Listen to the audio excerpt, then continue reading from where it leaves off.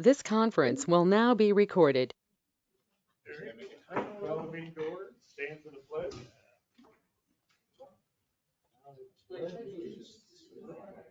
United States of America, to the republic for which stands one nation, under God, indivisible, with liberty and justice for all.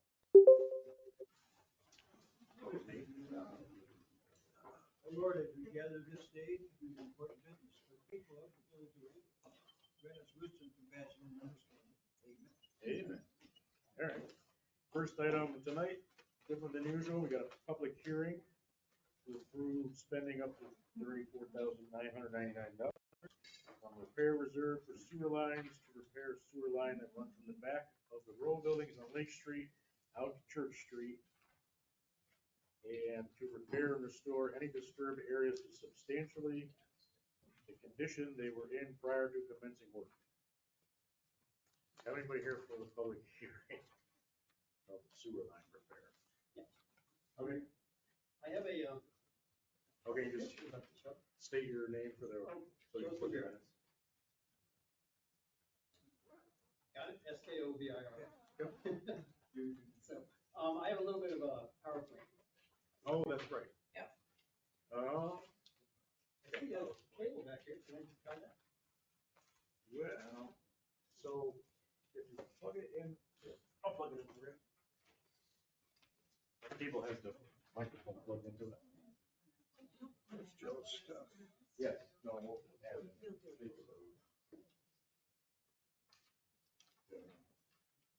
Oh, I have a, yeah, it is this.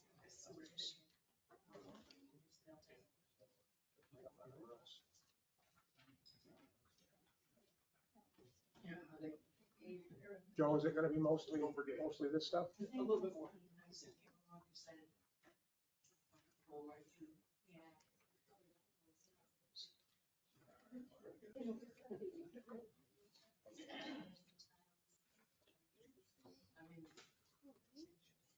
Oh, it doesn't know where, so that's all. It's good. Come on. Did you go to the swimming pool? Did you go to the swimming pool? Did you go to the- Okay, jump in. Yeah, that's right, you got the one, right? Good. Not. Not happy.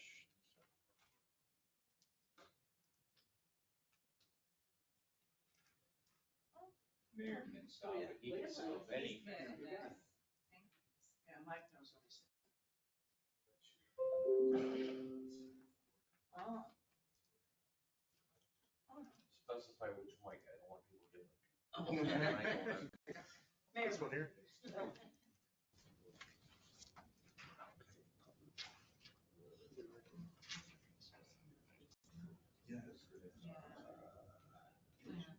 Needs a-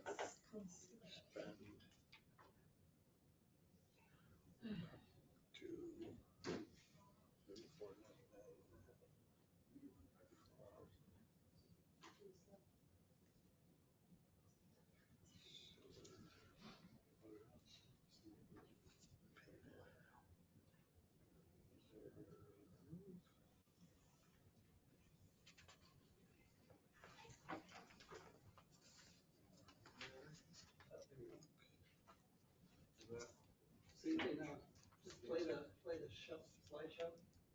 Go up to the top. Slideshow. Right down the slider. Okay. Slide to start. There we go. How do we make it go forward? I'll click it. Okay, Are you go ahead, gonna click go ahead and click. Okay, so this is, summer 2023, last summer, paving job, and you can see it really needs paving. So I have these pictures when, of course, the work was being done, we had a meeting back there. This shot is, from the back of Lake Street, so the theater is kind of behind us. You can see the back of Confection Connection right there where that green dumpster is. The pink lines are the lines that the paving company made to where they were gonna mill this down and go ahead and pave. What I want to point out here, kind of going forward, is that along with the paving, NICEAG was invited in, makes sense. to update utilities in these parking lots. So you can see right in the back there, next to that green dumpster, there are two poles. There's a little short one, which is the original one, and the taller one, the short one's about 20 feet, and the tall one's about 40 feet. The tall one is the one they put in while the paving work was being done. Okay, so the other one is gonna be abandoned, and actually, it was there for another year. So go ahead and click. And this is a shot from the dumpster going the other way. And on the right side, you can see those two poles next to one another. The new pole on the right, the old pole on the left, the shorter on the left. Another thing you notice here is that on the pink lines, there's a little bit of kind of paint that says you dig. So working on this job, of course, you give you dig a call and you say, well, what's underground.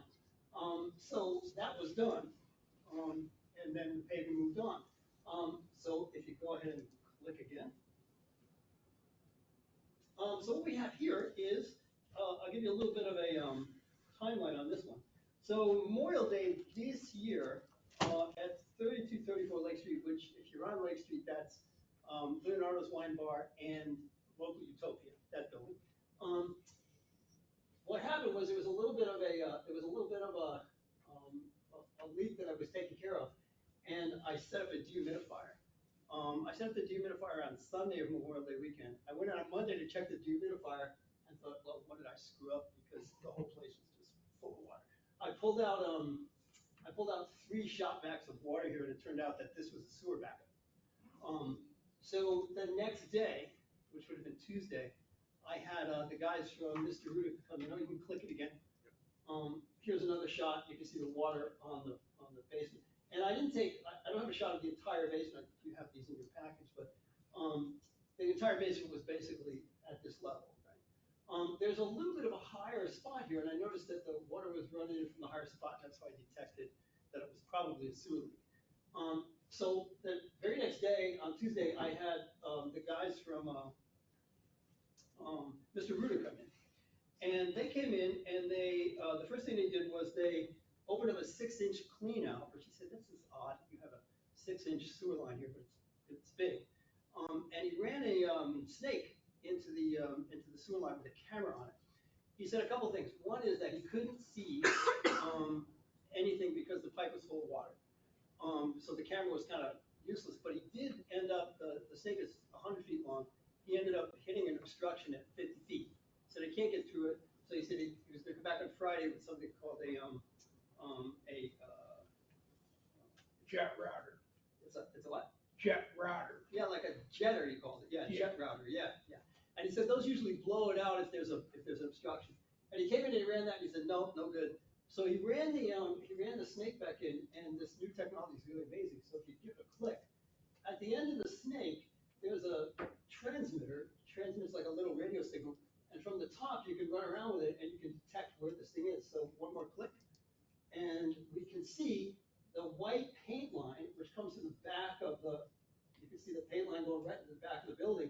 That's where that 6-inch line is. And you can see that line kind of comes right where the hole is. So there's a little bit of an issue here. A couple more clicks, one more click. So this is another line. We had Mr. Ruder actually painted these lines, but with the sewer guys and Martin Plumbing came in, and they also detected that green spot there is about where the sewer line is still intact. The suspicion, you can see another little up by the yellow part of the parking lot, there's a 7-foot mark. So that 7-foot mark is where they think the sewer line, how deep they think the sewer line is. The pole is in at 6 feet, and a 40-foot pole is about 1,100 pounds. So when that went in, speculation is that these are old clay pipes. So this is probably what happened. One more click, just a close up. So you can see, this is the back of AutoZone. You can see the X where they think the obstruction is. Okay, if you give me one more click. Here's the Mr. Ruder invoice that I got. So you can see, it talks about the 2 visits. The first one was, running the snake through, and the second was running the jetter. So, this was $1,000, I already paid it, but I also applied for reimbursement from NICEAG. And I have somebody who's, working on that for me in NICEAG. We'll see if I get any money back on this.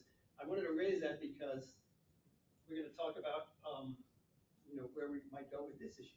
So give me one more click, and this will be the last slide. So this is the tax map. 25, the plot mark 25 is 3234 Lake Street, okay? So if you give it a click, the green line is the known sewer line, basically because of what happened with, Mr. Rudy, okay, detective where the known sewer line was. Part of the problem here is even though UDIG was called, I talked to Dirk about the sewer department, and apparently in Owego, there is no sewer map. So when they called UDIG, somebody said, well, we have no map. And somebody else said, yeah, we're gonna roll the dice and put the holes in anyway. So they did. So this is the known sewer line map so far. One more click. This is a speculative map based on talking to the sewer guys and everything, that these other buildings, so that's Andy's Barber Shop is 24, Bassett's is a little alley one, the Hair Place is 27, and 28 is Chris Knickerbocker's spot.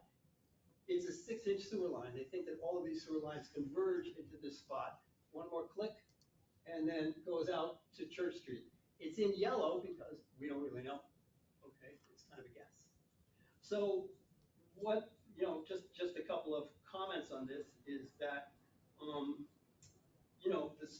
this sewer repair apparently, sewer damage apparently occurred because of what happened to the parking lot along with NICEAG. So I would say, all right, we've got to get this fixed because, what we have now is basically, it's 50 foot in, it's 50 feet of line. So this is basically a 50-foot leach field. Right now it's kind of leaking out underground. But the solids are building up, and that's what's causing the problem, why it took a year for this problem to be detected. So this has definitely got to be fixed, especially if multiple buildings are on the sewer. On the other hand, if when this work is being done, it was reported to NICEAG that, oh yes, we don't have a sewer map, and NICEAG said, we're gonna go ahead anyway. So they literally rolled the dice and literally came up craps. Yes, it did. It did. Well put. We So, can count on you, Charles. So I would think that, what you wanna do is basically, prove the work, get it done, and then get a reimbursement from NICEAG. By the way, I have trouble tickets with NICEAG because I've been calling them and saying, this involves you guys, we have to make some kind of connection here. So I have a couple of tickets that are open there. I talked to a couple of engineers, and they're talking like they expect to see a reimbursement for this work. So, just saying. Okay, that's all I got. Thank you. All right, thank you. Let me unshare this. And let me get you back your thing before I forget. Okay. You'd be surprised how many of them I. There's so little.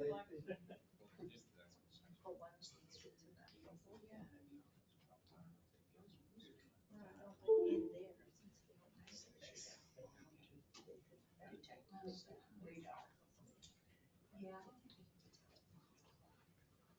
Nicely done, Jen. Thank you. Yeah. Okay, are you good then? Good. Anybody else for the public hearing on the sewer line repair?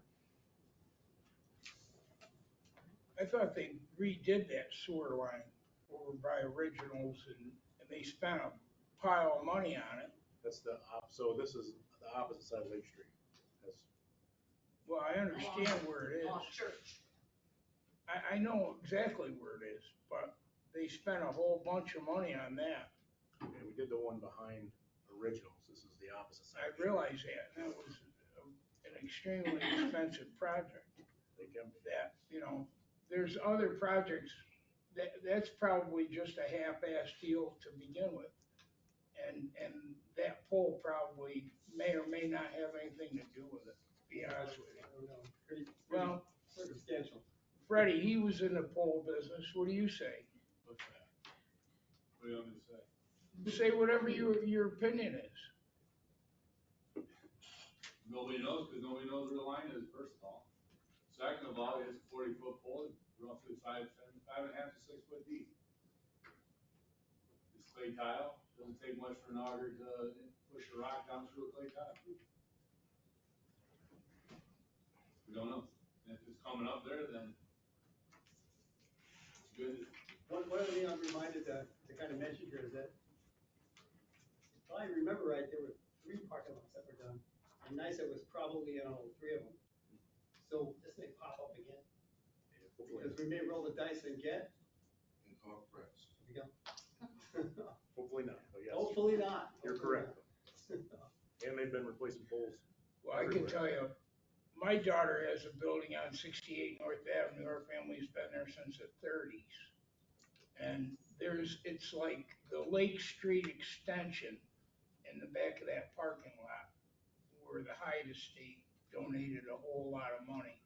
And it's about ridiculous. That when it rains, it pours and it floods. And her building's getting flooded. Jeff was gonna put in a cistern. My sister kind of dragged her heels on the deal. I told her to get Root to do it because it would have been done right. Jeff was gonna but when they did that parking lot, there's no reason why they shouldn't have put drainage in. That's embarrassing, to say the least. So I think we should change the name of that street and have it the Lake Street Extension, and it's really a lake. Any other for the public hearing? Once? I got a question. Okay. Has NICEAG been informed about this? Yeah, NICEAG, I called them right after Mr. Reuter kind of detected it, so that would have been the 31st of May, because we had that done within a week, okay? And they're, it's kind of like talking to the Byzantine Empire when you talk to NICEAG, but I got back to them a couple of times, and they told me they had somebody come out and check it on the 5th of June. And now they're waiting to hear from you guys. I said, that pole might be in quicksand because of what's happening here. They said, well, we're gonna coordinate with the village once we hear. Yeah. My recommendation on that is when it is done, lots of pictures or a video. Or have them there. Well, and have them there, but lots of pictures. Lots of documentation. Anything else for the public hearing? Once, twice. Can't see the time, but it's like 7:18. All right, so now we'll move on to regular public comments. It's not on the agenda, but we'll add it. Go ahead. I got a quick one. Yep. So I have 2 things. Jim Overheiser, 260 Main Street, OHBC Chairman. And number 1, our meeting for Thursday has been rescheduled because of the holiday to following week. And we put an ad in the paper indicating that long ago, I think a couple days ago. And the last thing is I'm still waiting for the letter of explanation why you overruled the OHBC decision on that March 25th meeting. That was a special meeting. We're still waiting on that. And my original request was an explanation that referred your overruling to Public Law 126 and the historic guidelines. So I'm still waiting on that. We'd like to add that to our records going forward so we know to expect. All right, thanks. Other public comment, Jerry?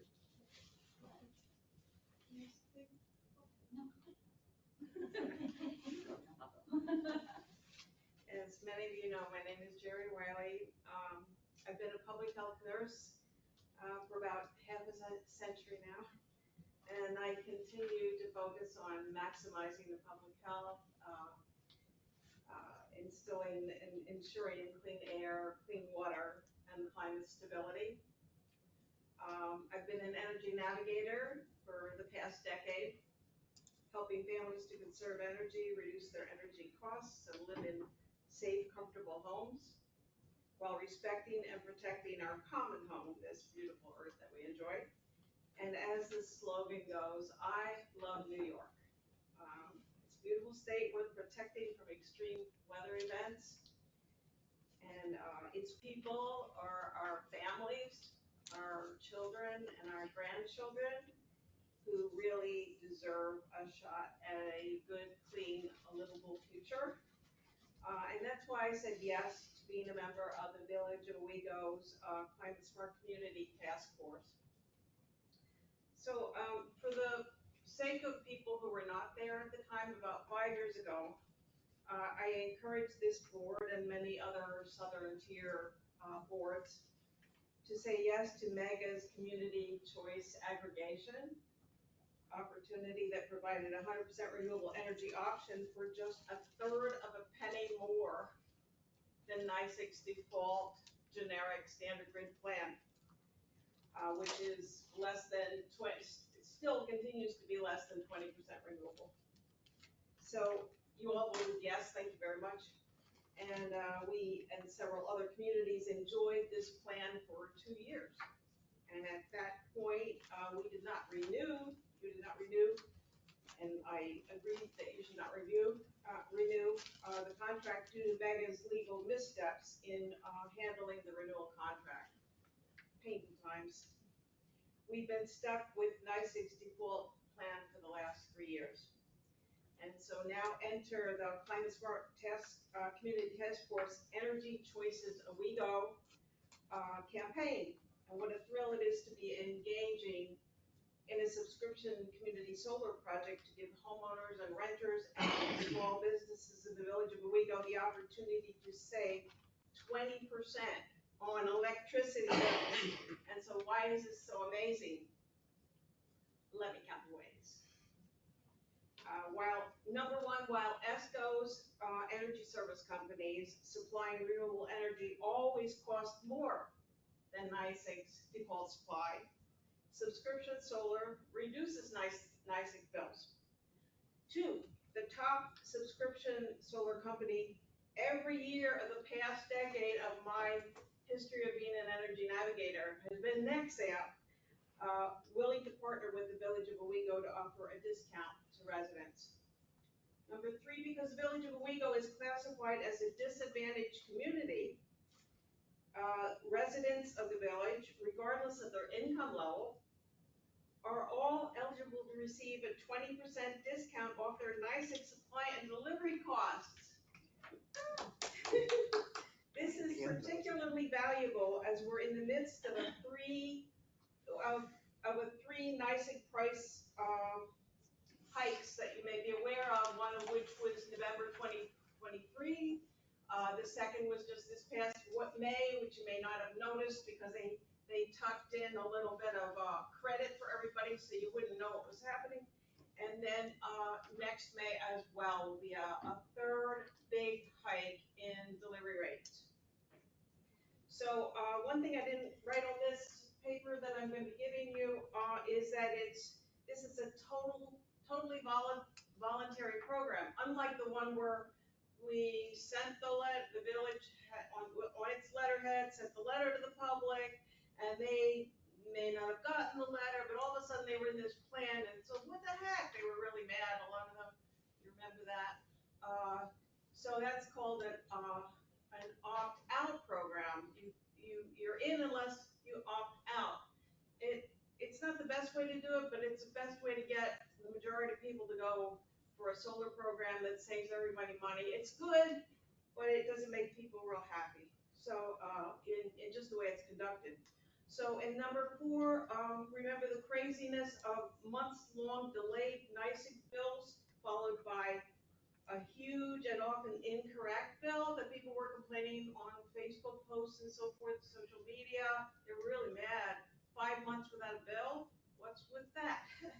The era of NYSEG's manual solar credit processing should be over now. I haven't heard anything lately that they haven't dealt with it.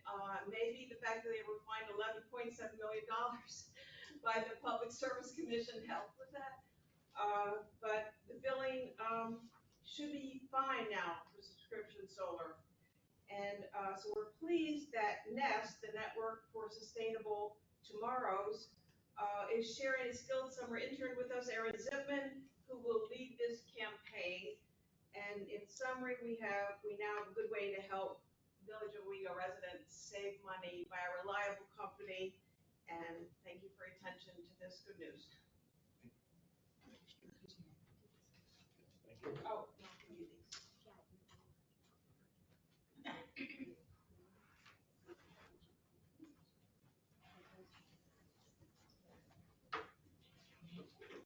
Thank you, Jerry. Anything else, Jerry? Jerry, you good? You're good? Yes, Okay. if you have any questions. Do you have something about the solar thing? Yeah, Okay. so Julie Nucci, I just have a little follow-up to the solar thing.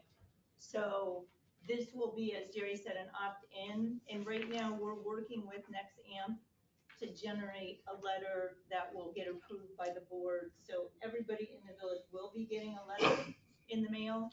So that will be coming, hopefully in like the next month, that will give you information about opting in and how to sign up. Okay. So that will be coming. It really is, it's a great deal if we can save 20%. The last thing I wanted to say, I think I said this before, is that I've been a NextAmp customer for the last several years, and it's been pretty transparent. The only thing you have to know is that you will get a separate bill from NextAmp every month.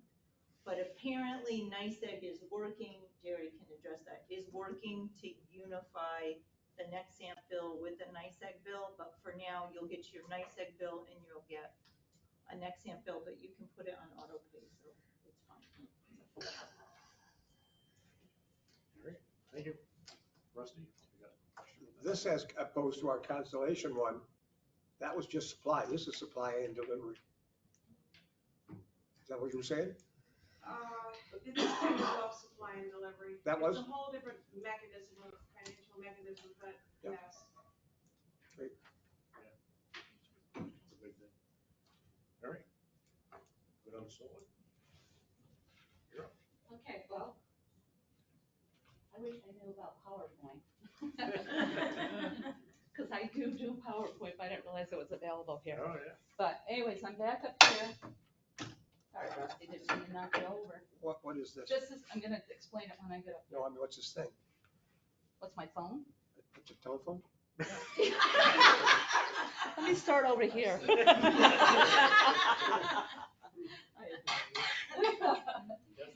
Some people don't ever change.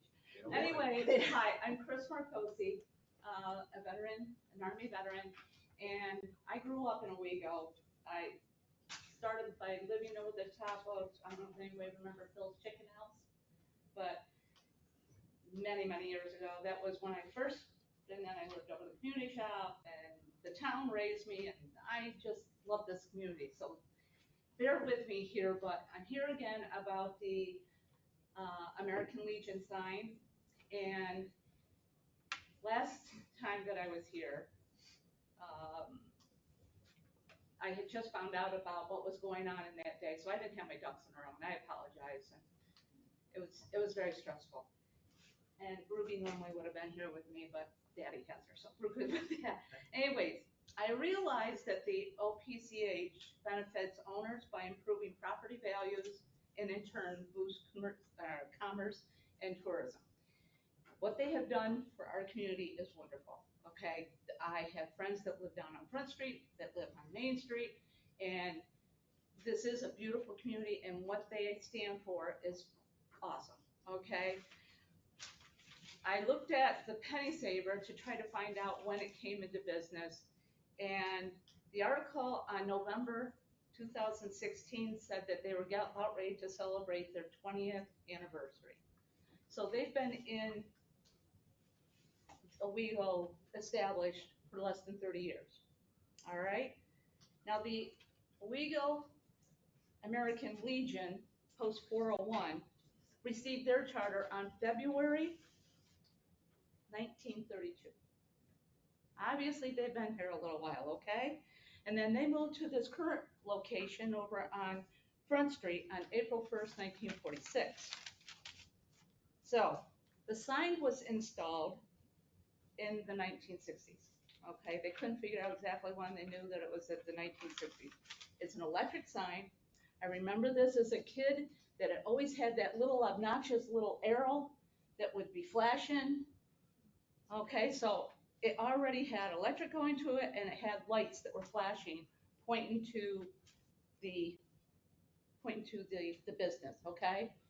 I went over to it and I measured everything. I measured how far it was from the house next door to the house over here. I knocked on people's doors. I looked to see what was across the road. And as you can see there, the sign itself is no higher than the hedges that are next door to the next house. So coming down the street, you wouldn't really see it too much, but it's the same, it's gonna be put in the same place. It's not gonna be any higher than the one that's already there. It was going to be, I've got pictures of what it looks like as well. Yeah. You didn't know how to keep it going? That's all right. You didn't have my finger. Let me try it again. I'm shaking. Sorry, people. I don't like public speaking at all. But you do what you gotta do, right? Okay. Did you see this, Laura? Okay. Did you wanna see this, Dave? Okay. Here's the old sign, okay? This is what the new sign's gonna look like. And then this is the area around it, okay, that I'm getting ready to explain. So if you wanna keep on passing that, you've seen it. So anyway, what I'm getting at is it's already an electric sign, all right? Now, when I first started driving school bus, they had a grandfather clause, and I was like, oh yeah, this is something to check into. So the grandfather clause is a provision in a new statute or zoning ordinance that exempts certain previously existing businesses or enterprises. I had to write it big. Or logistical or cost problems would arise if the old were to be required to update or upgrade to new expectations. Well, obviously this thing needs to be renewed. It is an eyesore. We're worried about what everything looks like when we come into town. We want everything looking clean. People have to have their lawns mowed. They got to have things pristine, okay? We've got this ugly, don't use that word, Chris, sign that is no longer functioning. The sign that I'm talking about that I have on there is not any higher up than the sign that's already established. It's not much bigger than the one that's already established. And it's only going to be ran on a timer and only going to be running when the place is open. So obviously it's going to be during daylight times. Totally across from it is the river and him. He don't care, right, Paul? So. I'm moving. Are you? I've had enough of this village. Yeah, okay. Well, anyway, there's nothing to encumber this, and I don't understand why this is something that, like I said, it's grandfather clause. There should be absolutely no reason for it to not be able to be installed as is.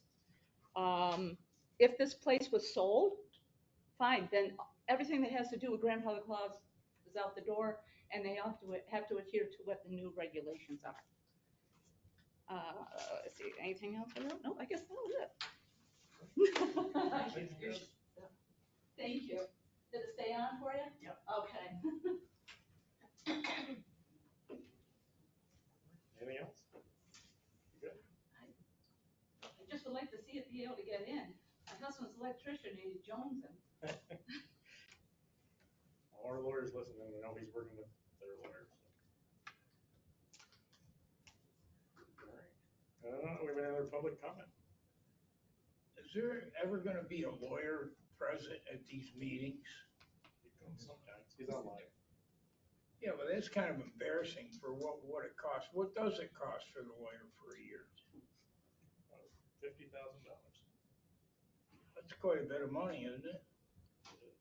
It'd be nice if he didn't, he could hire a babysitter to watch his kid and come to the meeting like Marty Tilpaw did forever. I think that's about takes a cake. that thing with the drainage in the back of that parking lot, it's quite embarrassing. There was 6 inches of water through there this weekend. And you talk about climate change, and there you go. They spent how much money on that project? Try to look at the numbers. Well, it's embarrassing, that's all I can say. And I do have insurance.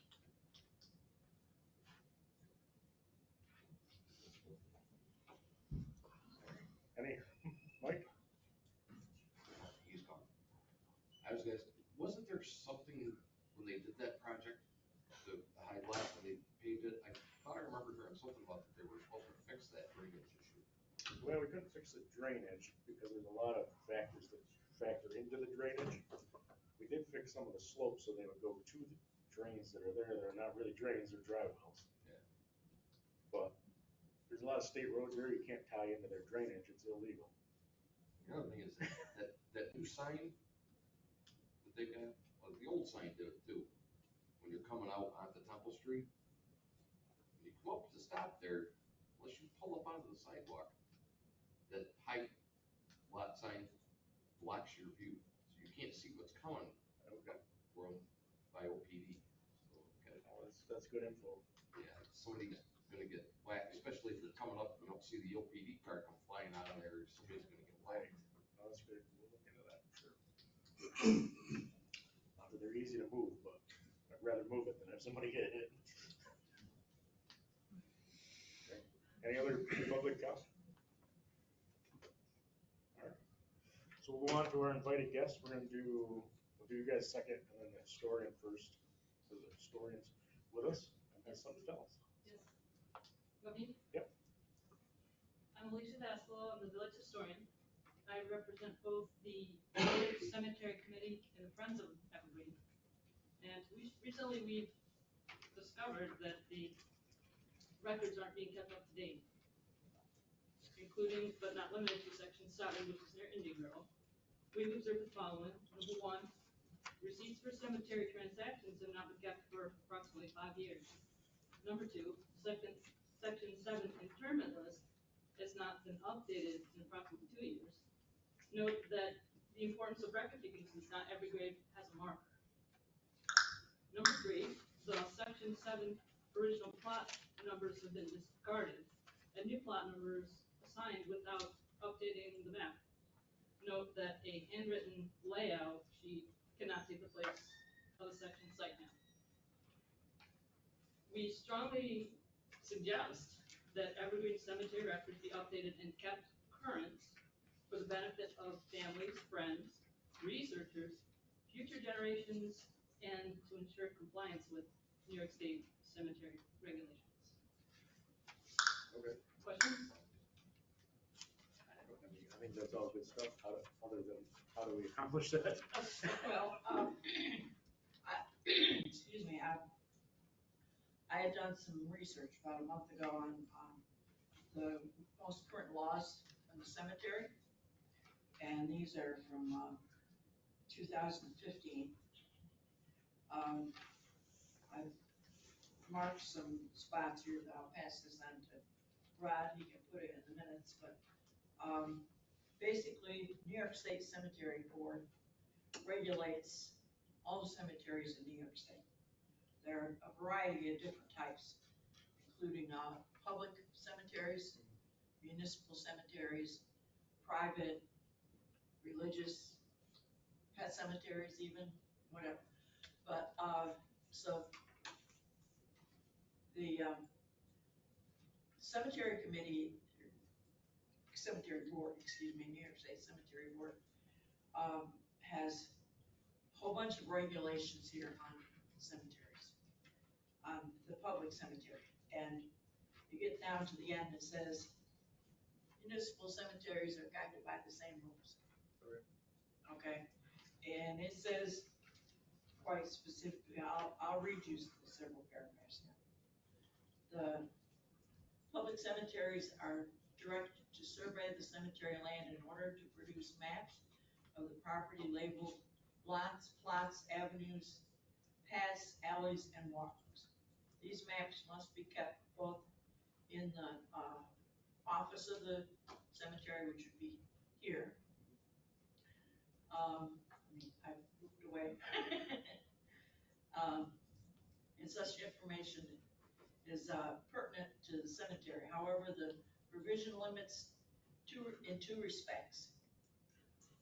Only required survey maps from time to time, so the maps available may not be current, and the regulations except for small cemetery corporations. Further, age and place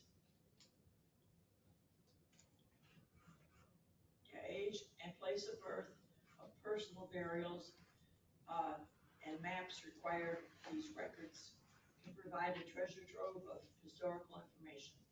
However, this requires also exempt small cemeteries. We certainly are not a small cemetery. Cemeteries must contribute to the state cemetery. Oh, that's another point. So it says that we need to keep a logbook of all burials that happen all the time.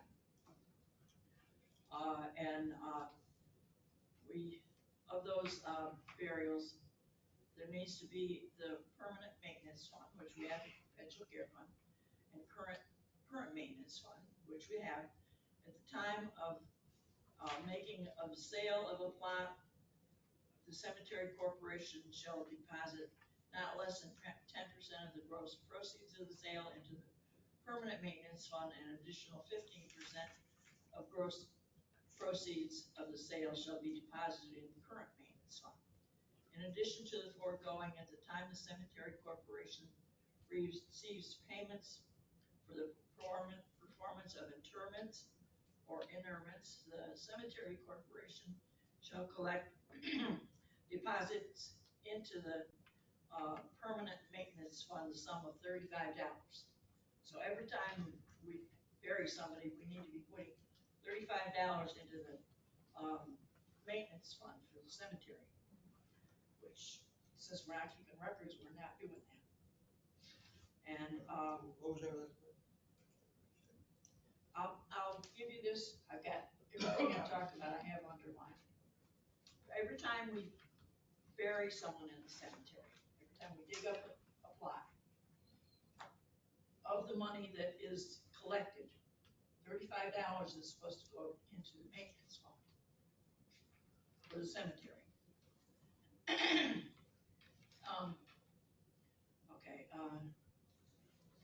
And we're also required to take part in this fund that the cemetery board, New York State Cemetery Board, has for the repair of monuments. I mean, that was the one reason why I was investigating, because we got the money set aside. Cemeteries incorporated under Article 15 also must contribute to the state cemetery vandalism, restoration, monument repair, removal, and administrative fund established by New York State finance law. The provisions requires each cremation or interment that up to $5 be submitted to the fund that shall be used for the repair of monuments. Yeah. Okay, you can have that right. I've got another. And also, along with that, I copied out the unofficial rules of New York codes for the cemeteries. It says, honor before the 15th of each year, every cemetery that is performing interments during the preceding calendar year shall submit a check drawn to the order of the Department of State and the total of the monies collected during that period for the fund. Such checks will be accompanied by a statement signed by the cemetery official certifying the number of interments and cremations. And of that, we need to have $5 for each of those. So that should be paid annually to the State Department. I mean, the main thing to rectify all this situation is we need to start logging, all the information. And I don't know, I mean, I'm just a trustee, I can't tell who should do what.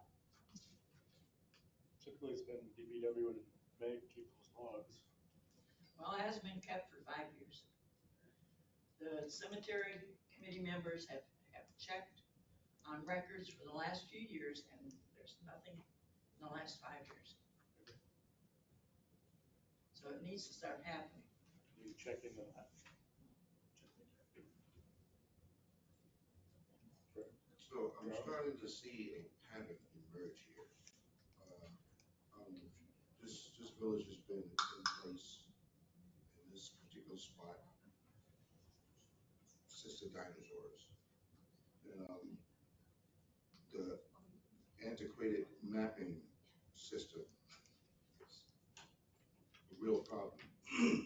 I think with the technology that we have today, that we should be able to come up with some kind of system to remedy this issue.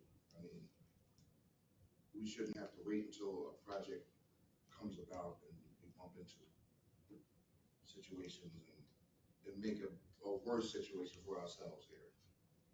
I mean, the proof is in the pudding. Mapping is an issue.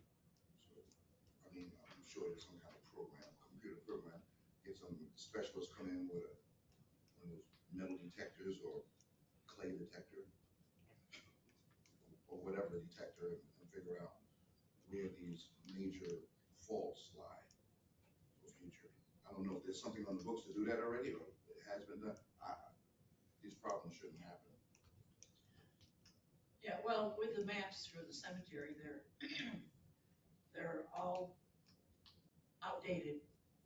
And we've been going through doing inventories of the graves and, who has been buried and so on. And I mean, you need it also for the archiving, people want their genealogy and one way they find that information is through Gravefinder. If we don't know who's buried, we can't tell New York State who's buried. Right. So, I mean, as far as the mapping is concerned, we've been trying to work on that, but the information is not available. Is there like a computer program you can buy for cemeteries specifically? I just would think. I don't know. I mean, that might be something to think about. Yeah, there might be. Yeah.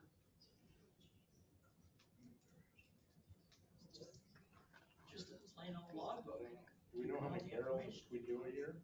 It's not that many. Charles mentioned the technology is there. It is there. It's called ground penetration radar. It's kind of like a lawnmower. It sends signals in the ground, and you get on a TV screen. You get the signals back, showing exactly what's underground. Whether you want to find a pipe, or a vault, or a coffin, or just bones, it's able to do that. Right. These because devices are around $2,500. Yeah. It might help assist with the mapping as far as verifying what's there now, updating the maps. You just have to have, and the company that you buy from would probably, more than likely, be gracious enough to come down, give you a demonstration, show you how to operate it, just to make a sale. So I would like to say that we do have old maps, and we have been doing burials over this time, and we haven't been having accidents. Like we do, like we've been recording them and doing them. That's the problem. It has not been recorded. They're not providing the material over to the, they're just not providing the material over to the committee for your records, and maybe they're just not properly kept on a spreadsheet yet, but I believe the the information's there. I don't believe we need to go digging around or searching like that. I think it's more of a records, like somebody needs to go through the records and Well, put that together for for us. years, Alicia and other people, even when Marie Morgan's here, we went to code. And they had some of the records before, but there is nothing for the last 5 years. It's not there. Where would these records be found or should be found? Should be There DPW. are records, they're just not in a presentable manner for you to see.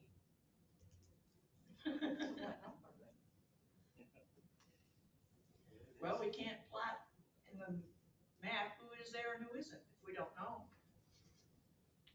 So we need to dig into this. Fred, do we know how many barrels, I mean, it's putting you on the spot, but any idea how many barrels we do a year? It's like not very many, right? Roughly 8. Okay. And Meg has whatever we need. She has who's buried where and what on her computer. Right. Everything's documented, and we have a piece of paper over at DPW. Yes, it's a piece of paper, but it tells us all the lots and who's buried and all the headstones. All right. So we need to just close It this. might not be what museum or training wants, but that's all we have. I mean, we're not modernized up to date, but we have records of stuff. Well, I beg to differ. We have tried to get those records. We have people come in the office all the time looking for whose lot this is and lot that is, and we show them with no problem. I mean, they might not be up to terms of what you or the museum wants, but that's all we have. That's all we've ever had. And plus, you're gonna have to hire another person just to keep records of every swinging headstone that's up there. And we ain't got much time as it is to do what we do.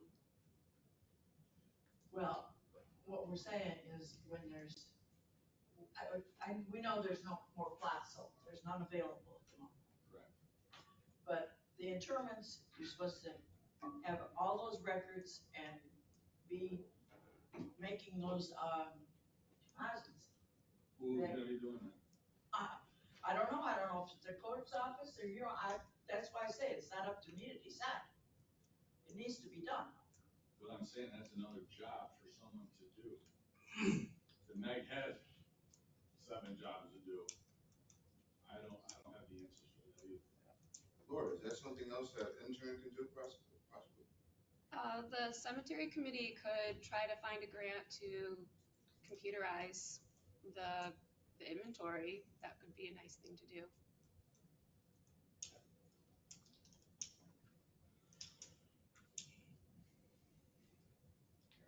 So I don't think we're gonna have answers tonight, but we'll start digging them up. Digging them up. Guys. Gotta make a map somehow. Okay. Anything else from the historian? No. All right. So we'll go to economic development. All right. Megan Schnabel, Deputy Director of Economic Development Planning. We have Casey Yelverton here too. She's our new Economic Development Specialist. She just started last week before. We're here tonight looking for a resolution of support for the land bank's application to the New York Main Street program. We're applying for a grant, a rehabilitation grant for 6264 North Ave. They are looking to rehabilitate their upper story apartments and also do some demolition on the backside of their building. And so we're applying to the New York Main Street program through Homes and Community Renewal. And part of the application is getting a resolution of support, like I said, from you all. Right. Which, we heard about this a couple of meetings ago from Brittany.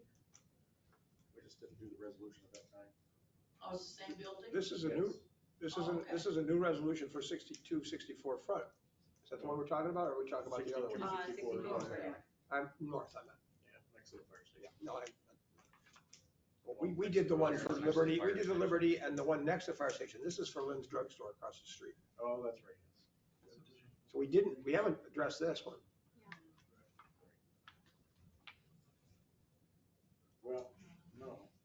62, 64 is not, because the land bank isn't doing. The land bank is applying for the grant, Okay. so the funds will run through the land bank. Okay. So, For but, the owner, okay. yeah, Mike, yeah, so like, we have to give our approval for these Main Street grants. Right. And the land bank is gonna be the Yeah. administrator of this grant, and it will be for Alex's It's not building. really a land bank project, it's Alex's project. Yeah.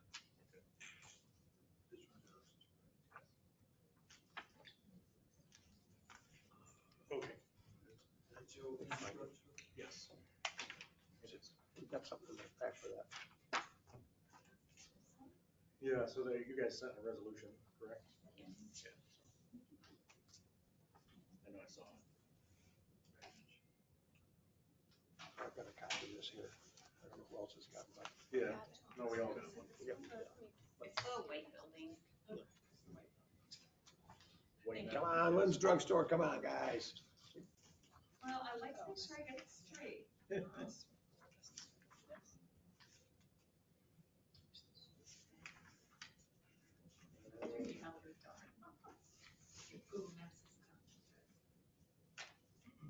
So what questions do we have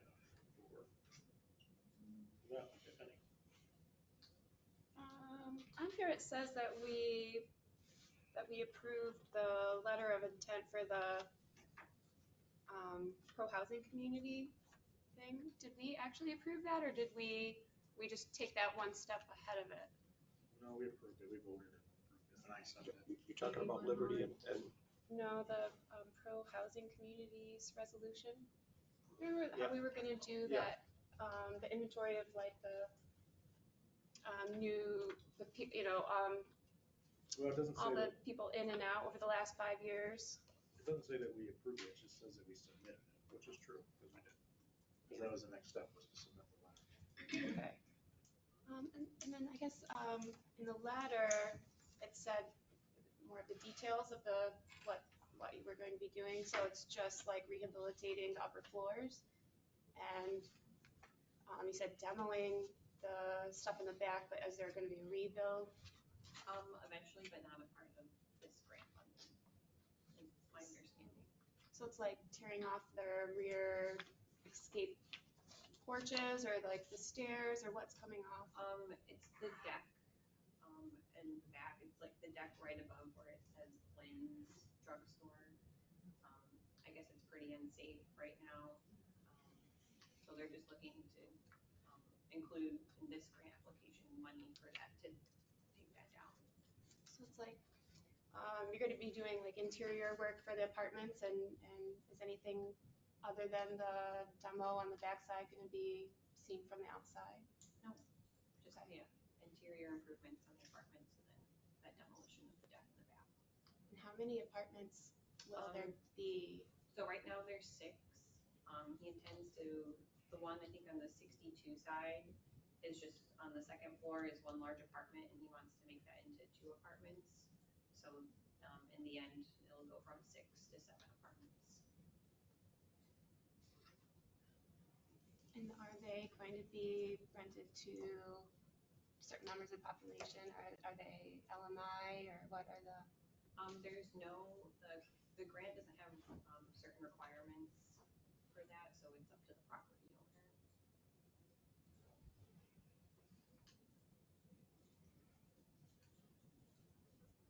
Now, did you happen to know in parking? I'm not sure of the parking situation, if he has designated spots behind the building or not, or how many he does have. Okay, that would be something. What do you want to know about that? Okay, I just want to know if the apartments have a designated parking spot, just because that's always an issue. There's a Parking. tiny little bit of land, do you want me to tell you? Because, yeah, there's, Yes. behind that building, there's a tiny bit of land that they own. There's the Hyde lot ends, the bank owns parking spots, and there's a little alley that goes to the alleys that is public, and then there's just a smidgen of property for parking behind that building. Not very much. So probably not a lot of parking spaces. No. Right now, probably none right now. Well, no change, it'd be the same as it is now. Well, the law says that each apartment gets one parking spot, right? So this change will it cause a issue maybe? Are you gonna look into that if there is a way to add a parking lot, or if they're going to? They have to get a variance from the zoning board. They're not, I mean, other than if they make one apartment into two, they're not even gonna be adding any apartments. Whatever they have now is what they have. Right. Just like everybody else on downtown. So right now, if they're registered for 6 apartments, they've got a variance for that. They already have that. Okay, so but they add one more, so they need 7.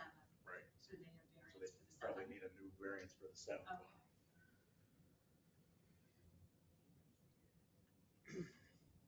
Or whatever they have. What they have. Is somebody currently living in this building? Yes. Yes?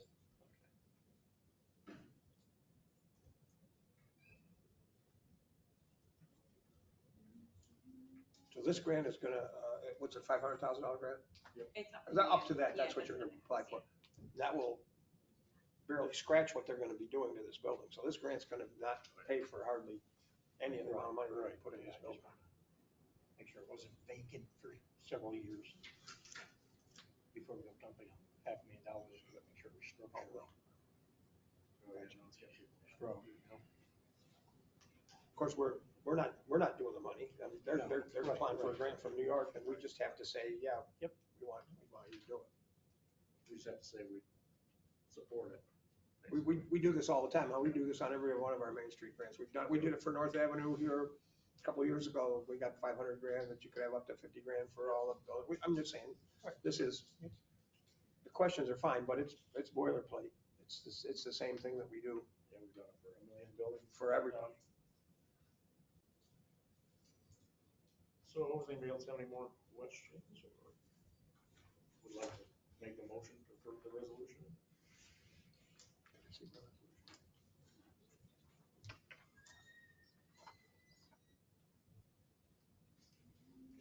I will say something real quick.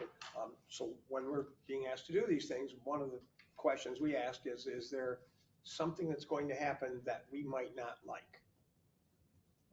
So, and most of the time, that's not the case, that this is just Alex, and by the way, Alex, track record, we know what he did across the street. So that's our biggest thing is there's something that we would absolutely object to that somebody's gonna do, a big change there or something, which I don't believe that that's the case on this. Knowing for what he did and what he's planning to do. No, just knowing Alex, I don't have any doubts. No, he's got. I'll make the motion to approve the resolution endorsing the land bank to do this project for 6264 North Ave. Well, for the project, for the application for the funding under the New York State Main Street program. Or give me one, yeah. I'll second. I heard Very it. good. You already seconded? She beat you. I can't hear you ever. Sorry. No, don't be sorry. Any other discussion on that resolution? Let's vote. Rusty, Yes. Laura, Yes. Dave, Yes.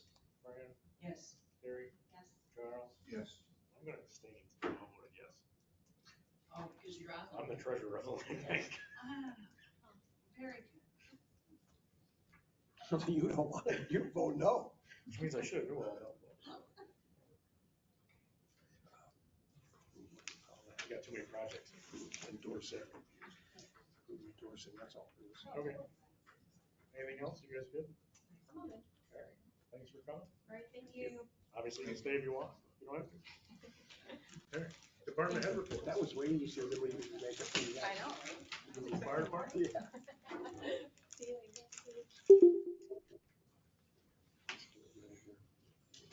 We've had 24 more calls to the year, and we're at a 35% increase from last year. A lot of fire alarms. A lot of fire alarms. As I got here today, I got a call about the ladder truck going out of service for a coolant light coming on. Oh, I just saw it. I passed it on the way here. Yeah, so they were limping it home to get it to Peterbilt tomorrow. It passed its ladder test, but it does need some work to be done on it. I have a calling to Hard Rock to have that work done. Other than that, we did the Ben Goodrich retirement celebration for 58 years to our community. We escorted the OFA seniors from Appalachian to OFA. We placed new hose on 803 and 804, so now they have the full complement of the hose that they should have from stuff that failed. And there's some issues with the ladder truck certification. I have a call in to Hard Rob. Hopefully he'll call me back tomorrow so we can get that scheduled. Okay. Other than that, everything's going well. Yeah, I guess keep us posted on the ladder truck. Yes, I will. When is the steamer returning? Good question. I will ask Patrick and have an update for the next. Absolutely. Anything else? We have any fire department. Awesome. Thank you guys, as your folks. Thanks. EMS. So you'll have the call listing in your emails as soon as I'm done with the report. I received it at 1500 this afternoon after it was generated, so I really didn't go through it too much other than we had a couple extra calls in there that were not ours. So approximately 147 calls for June, and we provided approximately 17 mutual aids last month. We did drop a few calls, but it wasn't that many. I believe it was in the mid-single digits from what I remember. And again, sometime over the weekend, we'll go through the list. So above and beyond running calls, one of our new EMTs passed their EMT test. They're starting BLS crew chief work. More EMT recertifications went to New York State Department of Health. We had a meeting with the re-chassis guy to go over 2032 and 2033. That's the first ambulance is going to leave in hopefully less than 60 days. So we went over that finalized list, and we also escorted the senior class parade. 31 is in service with 26,000 miles. 32 is in service with 138,000 miles. 33 is out of service with 154,000 miles. During the little heat wave, the newer AC compressor went, so that is under warranty, and that's leaving the station tomorrow morning. And 51 is in service with 48,000 miles.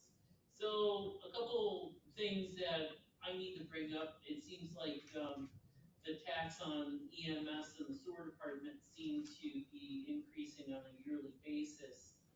And I hear comments that EMS has lots of money, lots of money. Well, we don't have lots of money when you go and look at the equipment that we bought on grants over 20 years ago. We have 4 EKG monitors that go end of life at the end of the year.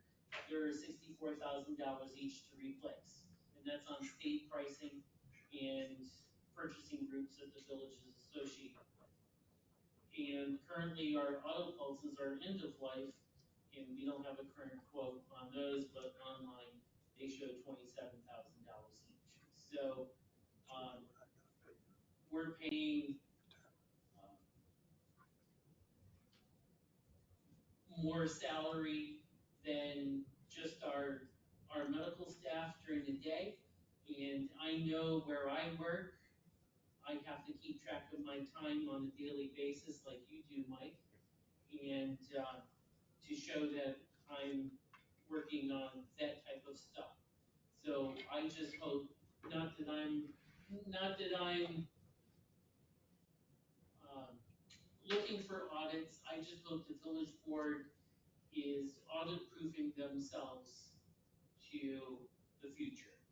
So the village doesn't have to pay money back that may have been spent erroneously. So with that being said, in the taxes that I'm talking about is, I know we pay some village mechanic work. we pay a part of your guys' salaries, and we pay part of the village clerk's office salaries and the village clerk's salary. So I just wanna make sure that you guys audit-proof yourselves to that aspect. Otherwise, you know, volunteers, we have, an interview tomorrow night on 3 new prospects, so, probably at the next village board meeting, we'll have some applications for membership. So overall, things are going well, other than, you know, the next person that says that EMS has lots of money, I'm gonna show them this paper and that paper and say, show me where we have lots of money. So, yes, ma'am. So you're gonna need 4 EKG monitors. We're gonna need, I mean, they go end of life at the end of the year. Okay. However, it doesn't say that they're not usable after the end of the year. If they break, they're not guaranteed to have parts. Okay. So. Do you want 4? Do you wanna try for 5? We don't need 5. Okay. We only have 4 vehicles. Okay, you don't need one in the fly car, you just have them in the ambulances? We have 3 ambulances and 1 fly car. Okay. Those are where the 4 monitors come from. Okay, what was the other? The auto pulse is the automated thumper, the automated chest compressions, thank you. It's a lifesaver. Yep. It keeps everybody's back in shape and, you know, and all that. So, my point is, what's that? How much was that? They're about 27,000 each. Okay. We have 2 of them, one in the front line, one in the second line ambulance. Okay. So we tried to get parts for one, and we were told that we were laughed at and said parts are not available, but it's still in service. It's a cosmetic type part. So, as I mentioned to the mayor last week, nobody's gonna cut a check for $64,000 for a grant. So, I mean, we can't, it's hard to leverage our 501c3 for that. We've been leveraging it for other smaller ticket items that we know that we get grants for. Like, we just received half of the grant money for a new training mannequin that we need for our EMS personnel. So. That's that. So come after the beginning of the year, I'm gonna be looking probably to spend at least $64,000 on 1 monitor, put that in the frontline ambulance, and that will reduce the usage and wear and tear on the other 3 monitors, and you know, replaces we need. It's 64 for 1? It's 64 for 1. Okay, and we want 4. Yep. Okay. So if you have any magic locations to get money from. I'm keeping it all in mind, so, cause I'm looking. Yep.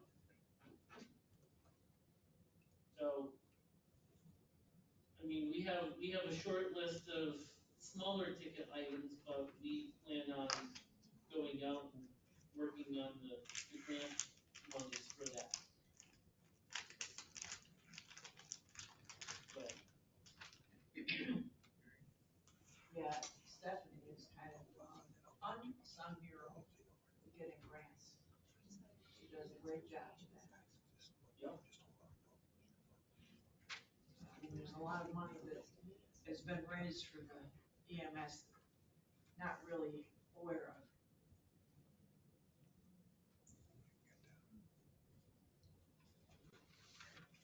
Anything else? No, that's it. That's my soapbox that I kind of wanted to get on last Monday that I didn't. The budget got approved, I got a copy. All right, there were no changes to mine. Right. Okay. All right, thank you. Anybody have any EMS? Before I forget, sewer department, do we have to do anything? If we had the public hearing? For the, For if we're that gonna spend the money, repair? or if we're gonna take it out of the reserve, yeah, we have to. We have a resolution to Do do we it. wanna do that before we forget? Yeah, let me find it. Paper here. I don't see it on the list. I mean, I know I saw a resolution, but I don't see, it's not on the agenda, so we're gonna forget about it if we don't do it. Yeah, it's not on the agenda, it'll be someplace here. Make a new one. Oh, crap. Hang on just a second, Mike. I got that stuff here somewhere. Yeah. Too many things.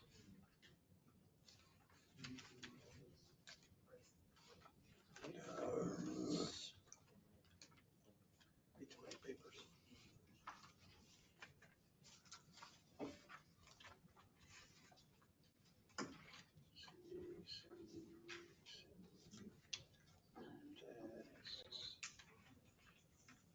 Outfit.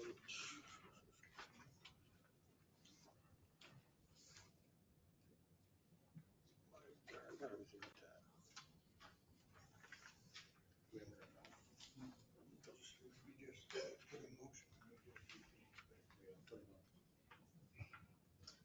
And it's kind of on the agenda, that's what the public hearing is, if we just, somebody, you know, makes a resolution. Let me see if I can for that. find it.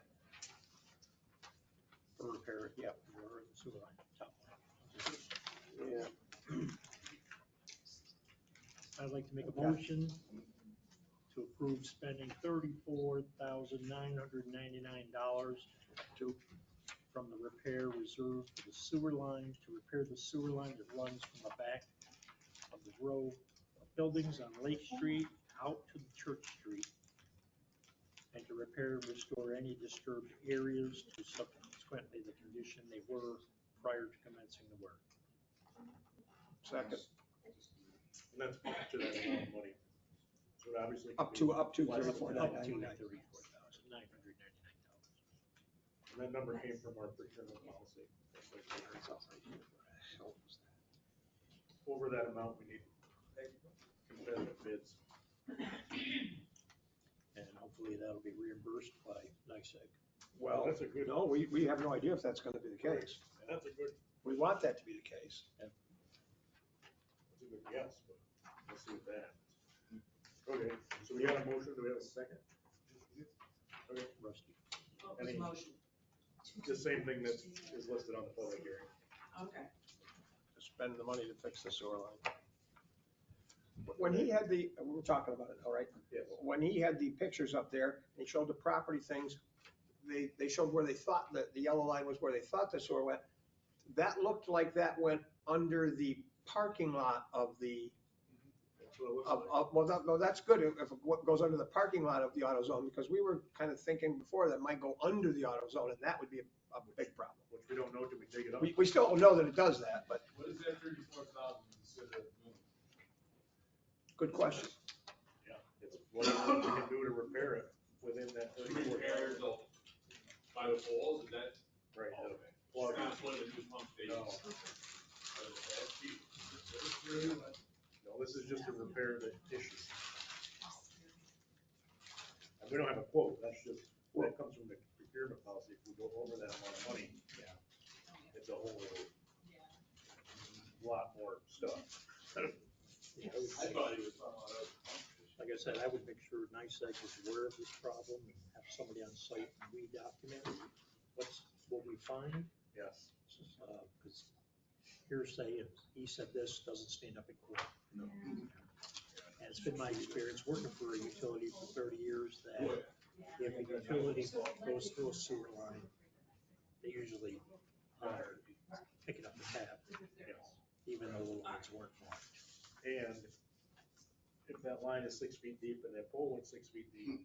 No, they'll have NICEAG there, hold that pole. Yeah. They have, Yeah. you can't dig without it. Right. And they'll drill down deeper because the hole's gonna fall. Right, yeah. The drill bit goes deeper than the hole.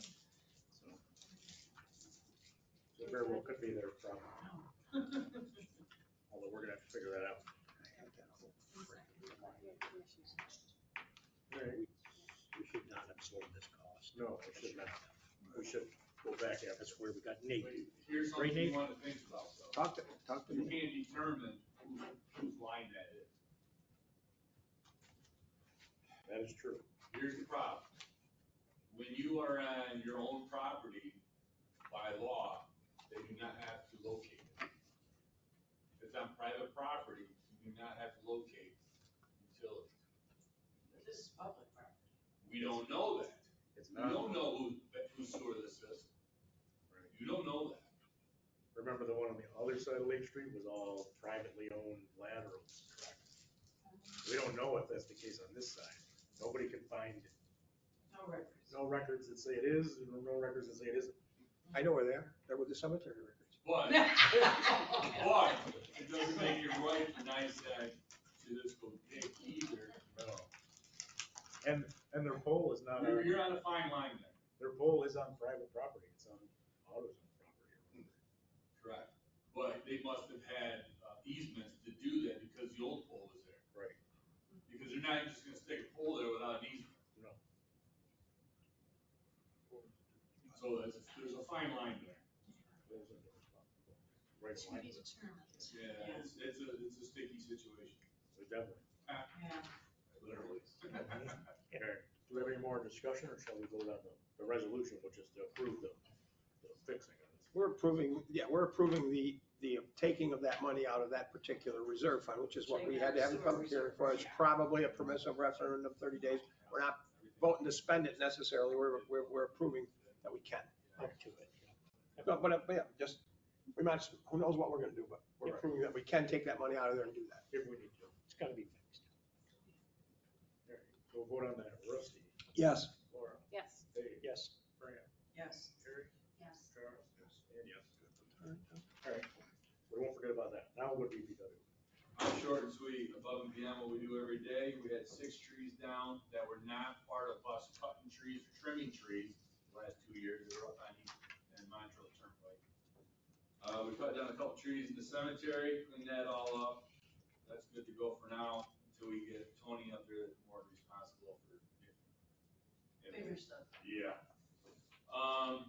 The Little League handicap is finally paid and ready for the big tournament this weekend. Coming up So next we week. good. And the pool is open today, finally. Awesome. Should we talk about the, Yes. let's talk about the swims grant. Swims grant, yeah, that's yours. That one looks great. Yeah. So we need a resolution to approve submitting the swims grant. So is that actually, is that gonna save us money? Yes. From what we had budgeted for the staff? It's mostly for next year, but Yeah, Oh, this it's is all next for year? next year. Oh, okay. It's not this year. No, it's all for next year. None of those salary things or anything, I thought it said 24 and 25. Yeah, but it's for the the next year of this grant is for. It's nothing this year, it's for next year. because we're not gonna get this like. Because we're not gonna get the grant, that's for next year, because we're not gonna get it in time for this year. Okay, Right. Of next year's budget. gotcha. I'd like to make a, Can we take that out of the budget we approved? What? No, because we have that for this year. We don't get the grant, we're just applying for the grant, we don't know if we're Oh, gonna get it. you're applying. Right. Yeah. Yeah. Yes. Oh, gotcha, okay. Charles made a motion. yes, I'm making a motion to approve going out for the New York swims grant through the New York State Parks for approximately 17,000. With a local share of 2,400. Second. And that local share will come out of the salary money that is in the budget. You want me to talk about? Yeah, you can say kind of what. Okay. highlight So is. that number of 17,000 may go up a tad bit because we can open up the pool come June. This is based on July and August. What happens if we open the open the pool up in June, the state would pay the $1,850 to all the kids, for each kid. They cover all of that money. And then for July and August, we pay them our normal wages of $1,650 and the state So to keep our lifeguards, they would be making $18.50 from June to August. Everybody understand that? Yeah, so the grant isn't, there's a guideline, but that's not the absolute number No, of the it's grant. not the absolute. We're just trying, that, and then come July and August, we would give swim lessons off of that grant to get kids to learn how to swim. That was a good chunk of it. Right. Yeah, that would be great. So as part of the grant, we would pay some of our lifeguards to get trained to give swim lessons, and then they would get paid to give swim lessons. When I was a kid, I took the swim lessons at the Owego pool. Right. Yeah. It's been a long time since we've had them. Yeah. And this is a state initiative. Great. You just throw it in there. They taught us how to jump, how to dive. Either swim or drown. Different Swim or drown. methods. Yeah. Good dog. All right. Mike, this isn't really on that subject, so we don't talk a lot about something that's not on that, but a lot of constituents have talked to me about, we got a pool, nobody's fault, but we got a pool that we open July 1 and those kids go back to school before the end of August. We got a pool that's open a month and a half. We need to have our pool open longer. I know it's difficult, but we need to find a way to Well, do that's that. what I'm getting at. Yeah. That's next year. No, I understand the money and stuff, but it's just always hard. Coming next year, our director is a girl in college. So she gets out Memorial Day weekend, and I have older college kids now that I can do for June. I Good. couldn't do it this year because they were all in high school. Of course, we've had that trouble every year, but Every year, it's hard to. but we need to fix that, yeah. And she's a local, and she comes home, so she can still be the director for the next 4 years that we have her for. And So once- she's a college girl, then she'll be back in May. And once again, we know how this works. This year it was 95 in June, next year it'll be 65. Yeah, right. Yeah. But that's my idea. Well, look, it's July 1st, we opened it at Yeah. 70. Yeah, we And Charles is paying for it. Excuse me? Charles, Good job. state's paying for it. Well, yeah, I mean, especially for the month early, absolutely. Yeah, You're they'll counting Get on this, it open. you're counting on this one person covering for the next 4 years. That's the deal I made with her. What if she meets Mr. Right? Kate, she was like. Hopefully last week. Yeah. What if she meets Bill Belichick? Hopefully vacations Hopefully in she the summer. does, no let's weeks. just keep it there. Yeah, Stay exactly. positive, Rusty. Yeah, that could change your mind. I can. Wait to bring it to All right, so let's vote on submitting this. We got it. Rusty. Yes. Laura? Yes. Dave? Yes. Fran? Yeah. Larry? Yes. John? Yes. And yes. All right. I love the idea of swim lessons again too. Yeah. It's super important having a river. There's something else I wanna bring up while Fred's still here. Shoot, there. Okay, for a number of years now, the cemetery committee's been talking about, changing the park out there at the summit. So, well, I'll read it to you, it's fairly simple. The summit area, I'll give everybody a copy, there's a triangle shaped land we have there. The summit parking lot for, cemetery paving mills. We're requesting that the board and Fred Ulrich agree that a parking area be created at the summit. The parking lot would be created to the east of the summit loop in the partially cleared area immediately forward from the North Summit Road, turning right towards Sasana. As a preliminary step, it's requested that the Reeves Company millings, for evergreen roads be, piled in the area we've got marked out there in that triangle, so that we can, use it as we go to develop this. On the back is the map I'm talking about.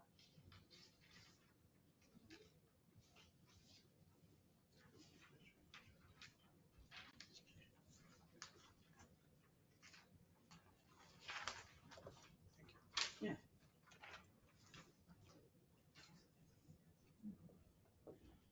Yeah, we got that undeveloped piece of land, we're doing the trail, near the southern side of that lot. And we wanna do where the little red square is where we'd like to have the millings done from. No problem, we don't have no millions. the cemetery? Yeah. Yeah, I don't know if he's gonna do that now, because he ran out of milling. The milling machine, I don't know if he's gonna shim it now and then overlay it. I don't know exactly what his term is now for that. If he Well, does our that, contract was for milling. I understand that. But you're not gonna get much milling for a parking lot for what roads are bad up there. Oh, yeah, no, we're not talking about doing anything with it, yeah, just to, even out that, dirt area, so that we can pull cars in there to park instead of parking around, actually, it's, where people park now is supposed to be grave plots, but, You're talking about building a new parking area up across the road from where that thing is on top of. We've not decided that that's what we're gonna do at all, but that's what you're talking about doing, is putting parking on the other side of that road up there. yeah, well, that's what I was saying, the cemetery committee's been talking, we've read about that, well, ever since he's been here. And, I think do you Fred's. understand the map? Yeah. You know, I think and Fred's. on the backside is the new section there. You see the triangle? I'm not sure, but I think Fred's telling you that there's unlikely to, the milling there, because that's not a regular asphalt road, is likely to be crap that's not gonna be usable for this thing. So when you talk about storing the milling there, I don't think that he thinks that that's a good idea to put that Well, there. the idea is as eventually we'll spread it out, and I mean, just like they did out here in the parking lot. You're putting the millings over top of dirt and. No, we didn't. We cut it out a lot and then put millings over the dirt. It's just that you're not gonna put millings over that dirt now. It's gonna be cut out to let the millings sit in a cut area. You can't just put the millings there because the water will take it out. You gotta cut the ground before you put the millings in. You gotta dig a hole, basically. Correct. You gotta grade it down 6 to 8 inches, however deep you want it, and then put your millings in, and then mold. We do not have milling at this time, and then what roads are left over is not gonna give you much of what his milling machine will mill up. If we get Fox Street done, and then what we have for shared services with the town, that helps us for Fox Street for millings, we might be able to get some millings, depending on how big your parking lot is. But other than that, we do not have millings to be using out here for this part. Right. Yeah, well, we're talking about from where they mill the cemetery roads there. I mean, and those are gonna be dirty millings because, as you know, that road's all broken up now. I mean, it can't. That's why he's talking about shimming it. He shims the holes and then he can overlay them. That's the talk. We don't know yet. That's undecided. Okay. It's just, yeah, it's a touchy situation for how bad those roads are. Right. Fran, Well, we just hate to another see the talk millings that- get lost, you know? Yeah, wasn't that another talk though, that we weren't sure if anybody was buried there back in the day? Oh, that triangle area? No, Yeah. we just acquired, the village acquired that about 5 years ago. That That's when I talked about triangular same place. area. This area here. Yeah, That's what we're talking about. by the gazebo? No. I don't understand by the drawing. It's, the gazebo's over here. Opposite It's side. over here. This one actually makes, this side makes more sense. Okay. on the backside, Put it yeah. over here. Okay, we're doing that trail here, putting it over here. So it's not shoulder of the road? Well, on the other side, there's a, I know, so you can show me eventually. Okay. That's not. all right, we'll get together. We can discuss That's why I walked this way. Okay. Yeah, I'm not a visual on your, All right. maybe see it. I'll get in touch with you next week. Okay. Before we, I got it. let's stay with the employee. I want you to stay for a minute. Okay. Thank you. Yeah, Fred. I want these guys to go, I want you to stay. Just one quick second so that we can get. I want- No, just relax. Fran has a thought that's not something that we shouldn't think about in the future, is if we're getting our hands on some millings, we might want to hold on to them or store them or put them up there. But with our, at this time, maybe not now, but that's something to think about down the road. Yeah, absolutely. We have I don't know if my numbers are gonna be right, we have a bid from Reeves to do the entrance to the Hyde lot where John's Market is, and they are doing it different than the way that we thought they were gonna do it. And it's milled differently, and it's going to be slightly more money, and we need to address it and say that we're gonna do it. Am I making sense there? Yes, no? Yes, you're absolutely correct. So I don't know what our number was before, five or something? Five, and what they've done is they've milled all the way from where we paved already to Lounsbury's building, all the way to John's building. And we wanted them to mill, it doesn't matter. But it's, But but it's- tell the truth though, it's it's gonna- much better. It's gonna be a better thing, because there's not gonna be a line there There's no from the old thing to the new thing. So that's gonna be paved all the way from Lounsbury's to John's, all the way back to the Hyde, instead of breaking a hole in the middle there, keeping John's parking, not doing it, keeping the piece we already did. And it's gonna cost $2,000 more to do it. So we're gonna need to approve that out of our money, because it's not DRI money. And that is the motion that we, You making a motion? were you gonna do that anyways? Make a motion, I'll second, you make a motion. That's right. We're making a motion that we, Do we have a statement that 7,000 is covered?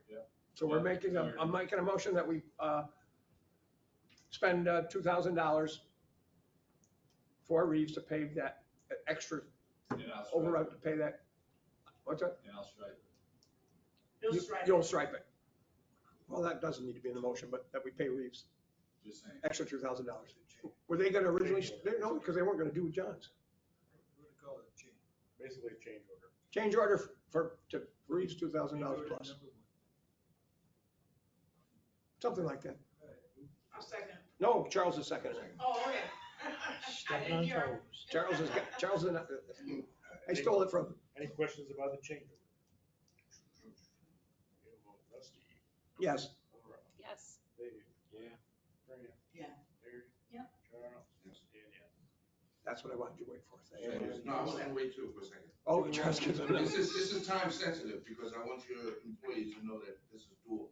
Right, you wanna do that one with the, Yeah, so I'd like to make a motion to approve the allowing employees who wish to take Friday, July 5th, off, to give them a 4-day weekend. Employees would use their vacation, personal, or floating holiday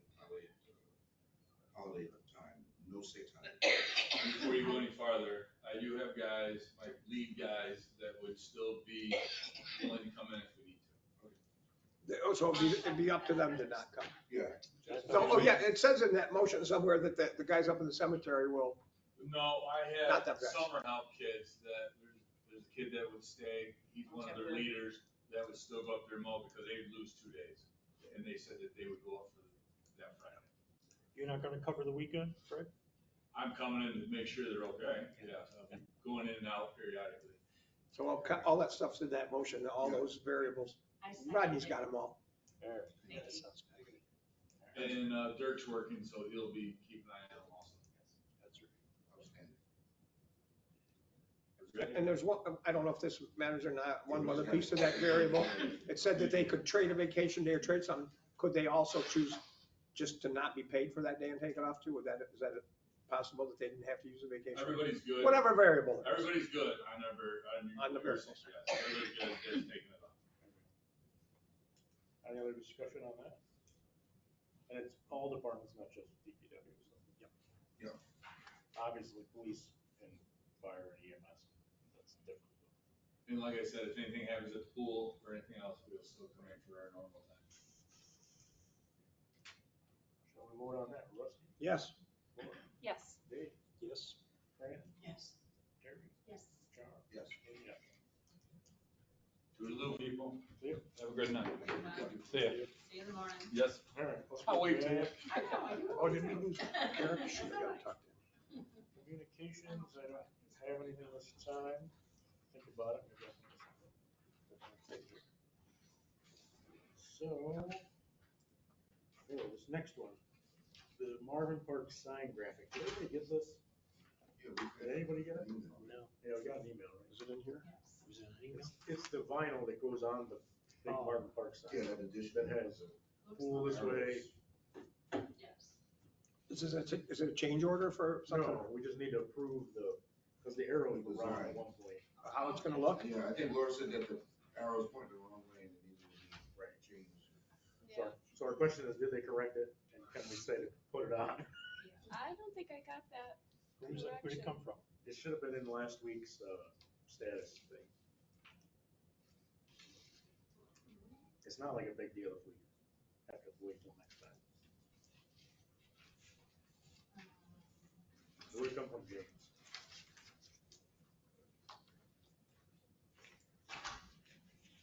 Let me see if I can find it. It's neat. Was it from June 21st? Yeah, that's different. Oh, I've got it again, but I lost it again. It's not in this week's. 24th. Is it about vacation time? Hmm. No, this is about the sign at Martin Oh, Park. I don't have that. But one of the arrows was wrong, so if they didn't fix that, that needs to be fixed. They put it on the back of the sign pointing down, Gracious. because that's about how well that whole project's going. I don't know.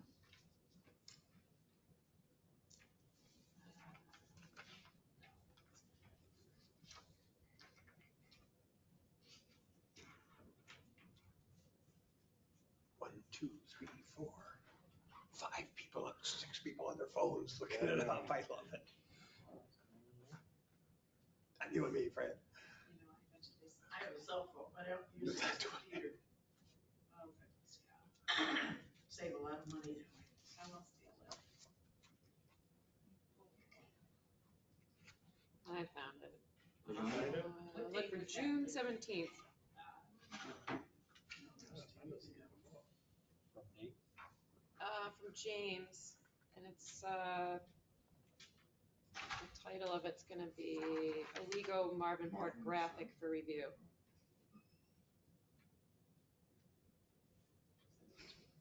Oh, no, that's the difference. Now I find it. Oh, there it is. Oh, there it is. Okay, so do we like these arrows? Now we know where the sign is, because we've all seen the sign. So you know where it is. Just change the arrows. I haven't seen it, but Because I know where it looks, now they're parking in church. So that's- Right, because yeah. the question is the pool, well, by the time you get to the sign, you've driven past the pool, so you have to go back around. to So it. like, Yeah, you know, well, like that, circle. yeah, that goes in that direction, because if somebody's handicapped. Right, yeah, no. I would be tracked to the left. That's the, like the track, like the horse track. Oh, That's- see. But this shows it to be to the left of where the skate park is. Yeah, to go around, like to the grandstand or whatever. So people can't actually use the track, right? No, So why would we put it on there? we could take the track off. I think that would be wise, because we don't want to advertise something they can't use. Right. Because there is no track, I mean, there's a horse track that's part of the fairground. But somebody, yeah, that's true. That implies that, hey, if you can get your way through a fence here or something, you can do something on that track. Run on the track. And you're not really supposed to be doing that. Yeah, but get your car there, get your whatever, I don't know. That might be a thought. So we just take the word track off? Track. Track and the arrow for the. Racing or something. Tennis court. Yeah.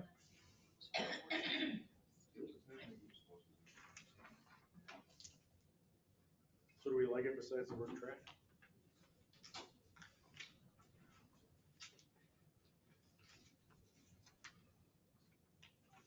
Well, would that be referencing the, I mean, people like to run around the outside perimeter of that gated enclosure. Would that be considered a track? You're talking about the walking path that goes all the way around. That's not the track. The track is the racetrack inside. Which you can't get into 99% of the time. Right. Yeah, probably just take that off. Yeah. But I think the rest of it looks good. The white looks good. You can see it. It'll be very visible that way. Would you like to put fairgrounds on it and it's, replace it with fairgrounds so that people know to go the other way, or does it matter? Fairgrounds, because But when you fairgrounds, actually have the fair, you can't go straight. that way when you got the fair. Yeah, you can't enter from Main Street. They tell you which way to go. Well, you can, but you go in and you go straight around the other way. We have other signage around town that like, directional signage that says like park and fairgrounds and stuff like that. But once you get there, there isn't any signage to tell you you've arrived. Yeah. so, you know. The only time you see it is if there was an event happening on the track. Maybe I- they let track I'm events. I'm with you, Laura, I want a big sign that there, I want a big sign that it says you are here. Well, what if, Yeah. what if under restroom, playground, pavilions, we had fairgrounds? Says straight. Let's leave it off. You're the one that brought it up. Because there's more than one pavilion, Yeah. you know, and it would be Just more leave skate confusing. park. Okay. Yeah. We'll just take off track. Yeah, take Mhm. Let me see it for a minute. Okay. You could put, I'm not saying you should put, but since we're not gonna put track, they're not gonna put fairgrounds, you could put grandstand. Oh, yeah, you could. Just could. That would be to the left. So are we getting charged by the letter? I hope. And I wish I hadn't even said that. All right, so do we want to add grandstands to the track, or do we just take it off and leave it skate park? Just a skate park. Because It's you're not gotta be on gonna the use safe side. grandstand Start unless adding there's a stuff there, fair it's gonna be $2,000 or more. horses or whatever. You know. So we're just gonna leave the skate park, take off track? Everybody good with that? Yeah, I'm skate good with park. Well, the skate park's there yet. You saw it, right? I didn't get it. Yeah. And I see they got that fencing around, so that's Yeah, that's, looks fine to me. good call, Laura. All right. So somebody want to make a motion to approve that minus track?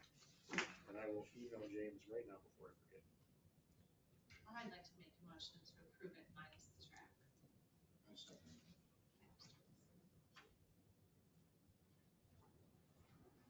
So we got a motion and a second. Shall we vote? Rusty? Yes. Laura? Yes. Dave? Yes. Fran? Yes. Gary? Yes. Charles? Yes. And yes. Question, So, are we gonna give the new skate park an official name? call it Charles Skate Park. So that's a whole nother discussion.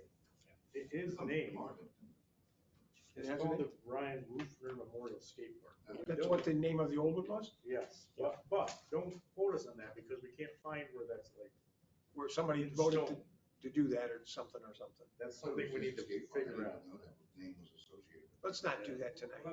No, we need to figure that out. Because we don't want to call it that if it's not really that. Is there And that anybody comes, that we can, that comes for the sign that we're gonna put over there. who was the person who, donated money for that, to have that built in the first place? Who was Owego associated with that? Rotary. Huh? Owego Rotary, that was a project. For the original skate park? Yeah. And was How'd there a they get name enough money associated for with that? that? What's that? Was there a name associated with that you know? Not at the time. Some years later, I think somebody passed away, and then somebody as a group dedicated the park to the Brian Rufner. I don't know the story Person? behind it. And Yeah. nobody knew the story behind it when we. Yeah, it wasn't originally built for anybody. It was just for kids to have fun So we and just leave it recreation. as a skate park, it would be fine, right? Right, that's one of the ideas. Well, yeah, we need to So we research don't why just there call was it- a name. Name it after somebody later. All right. Yeah, So I the think next- we're dumping $1 million in it, We or voted for that, have some, right? a nice flary name to it. We voted on that already. Not just skate park. So the next thing is, since we're on DRI stuff, is the change order. We got a change order from Streeter for our lovely pickleball courts. If we choose to accept it, I think it's the best option. So it's $6,800, and what this does is takes out the nets that are, the pipes for the nets that are there, restripes it so that it's our layout with the two horizontal, and the one in the center of the basketball court, and doesn't put any nets back in. Because the nets apparently cost a crap load of money to put in. The whole. To put the All holes the in holes the in. thing. Yeah. So it's $6,800. We saved 10 grand from the benches, so we're still up for 4 grand. My only question, I emailed James, I didn't get an answer. My question is, when you do the restriping, is it gonna leave a Right. ghost image of the old striping? I saw that email, that's a good question. I mean, they gotta restripe it either way, but those are good questions, They're probably gonna just black paint over what's there Yeah, that's tacky. and repaint it. It's gonna be tacky. That's tacky. We gotta paint it tacky. No, I'm saying it's I mean, gonna be it's tacky. done, you want it done right. Yeah, they would seal coat the whole thing over again. which it is seal coat existing courts.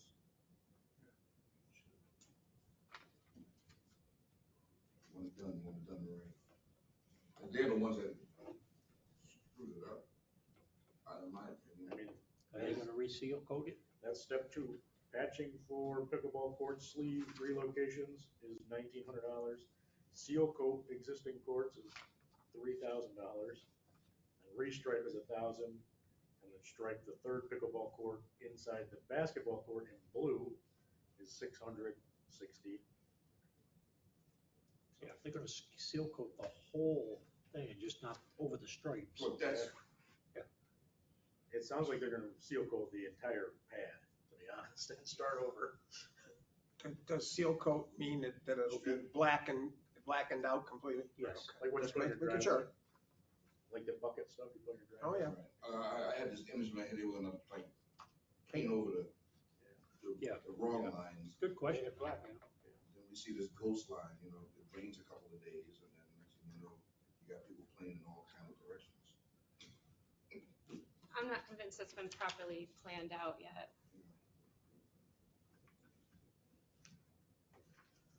So I think this is definitely our cheapest option. This doesn't give us nets, but it gives us 3 usable courts. So will the village buy temporary nets that can be used there? Yeah, because we're gonna do so for the ones that was on the basketball court that was gonna be used, as a third court if needed, if they're not playing basketball on it at the time. So, I was thinking that the pickleball people, they're the ones that have these portable nets. I was thinking they're gonna bring their own portable net. use a badminton net. Not the same.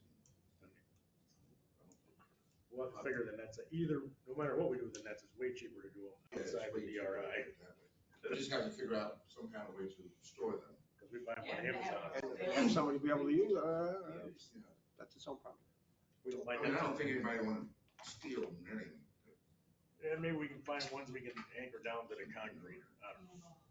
I'd just as soon not spend an hour and a half on the pickleball court. Right. Yeah.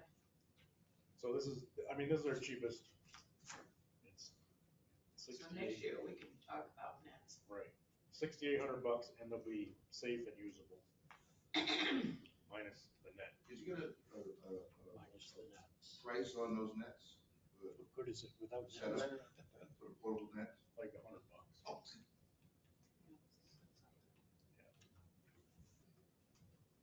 And that's another question is, can we get another credit for the nets that were supposed to go in that aren't gonna go in? Huh. Right, because we bought 3 Yeah. permanent nets Right. that we should be able to send back somewhere. Well, if we've already paid for them, we should Oh, keep yeah, them. they're here. Yeah, but they won't be, Keep 'em. can't use them. I mean, the Well, net probably, but. Well, Maybe we can put them in.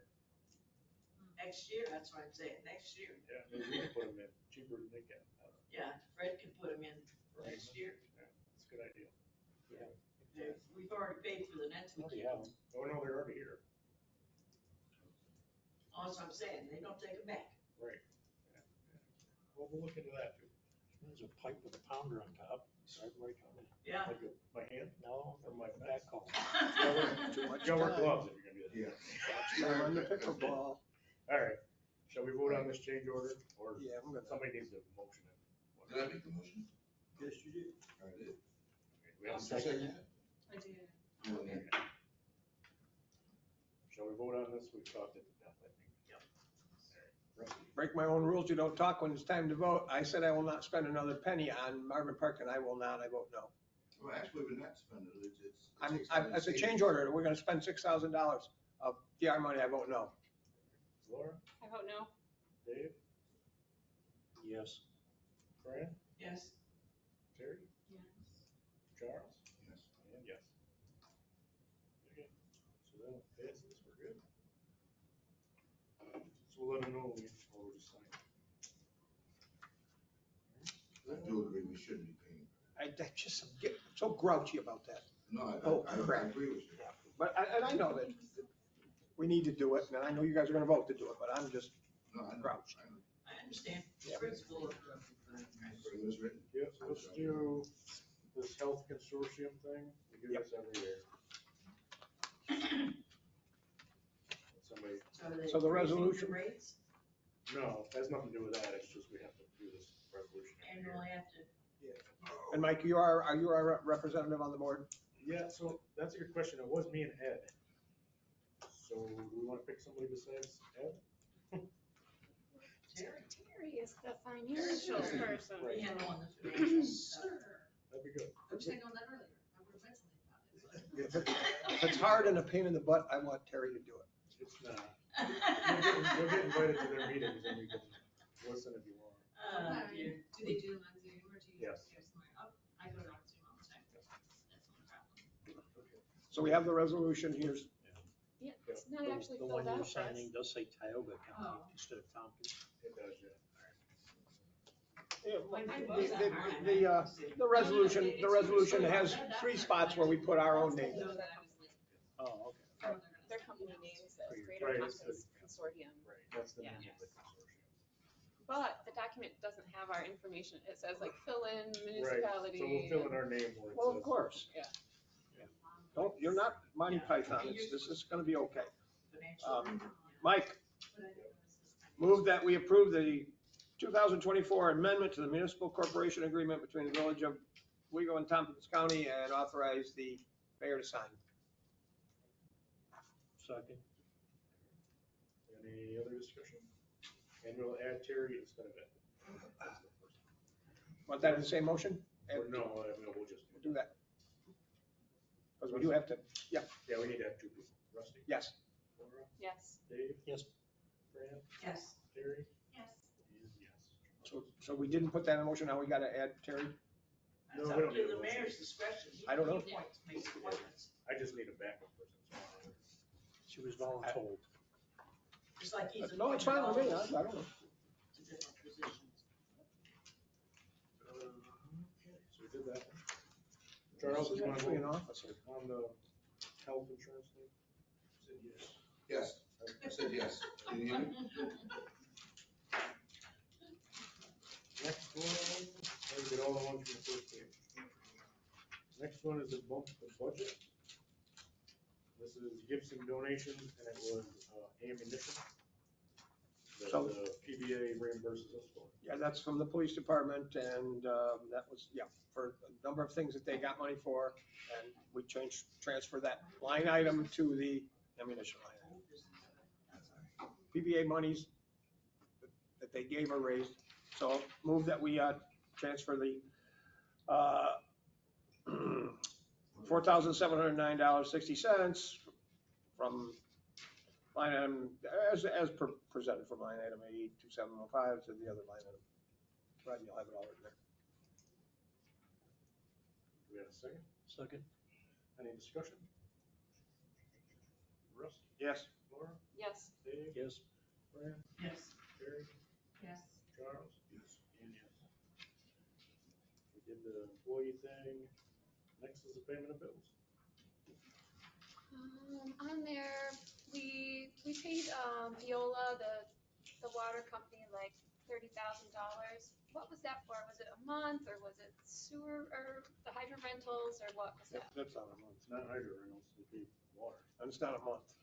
We don't use $30,000 water. Do we? Built swimming pool. Would be surprised. Probably more than one, I would guess. I saw it in there too. Yeah. There was the couple thousand a month or whatever that's regular, but this was 31,000. Yeah, I just didn't know like what was that?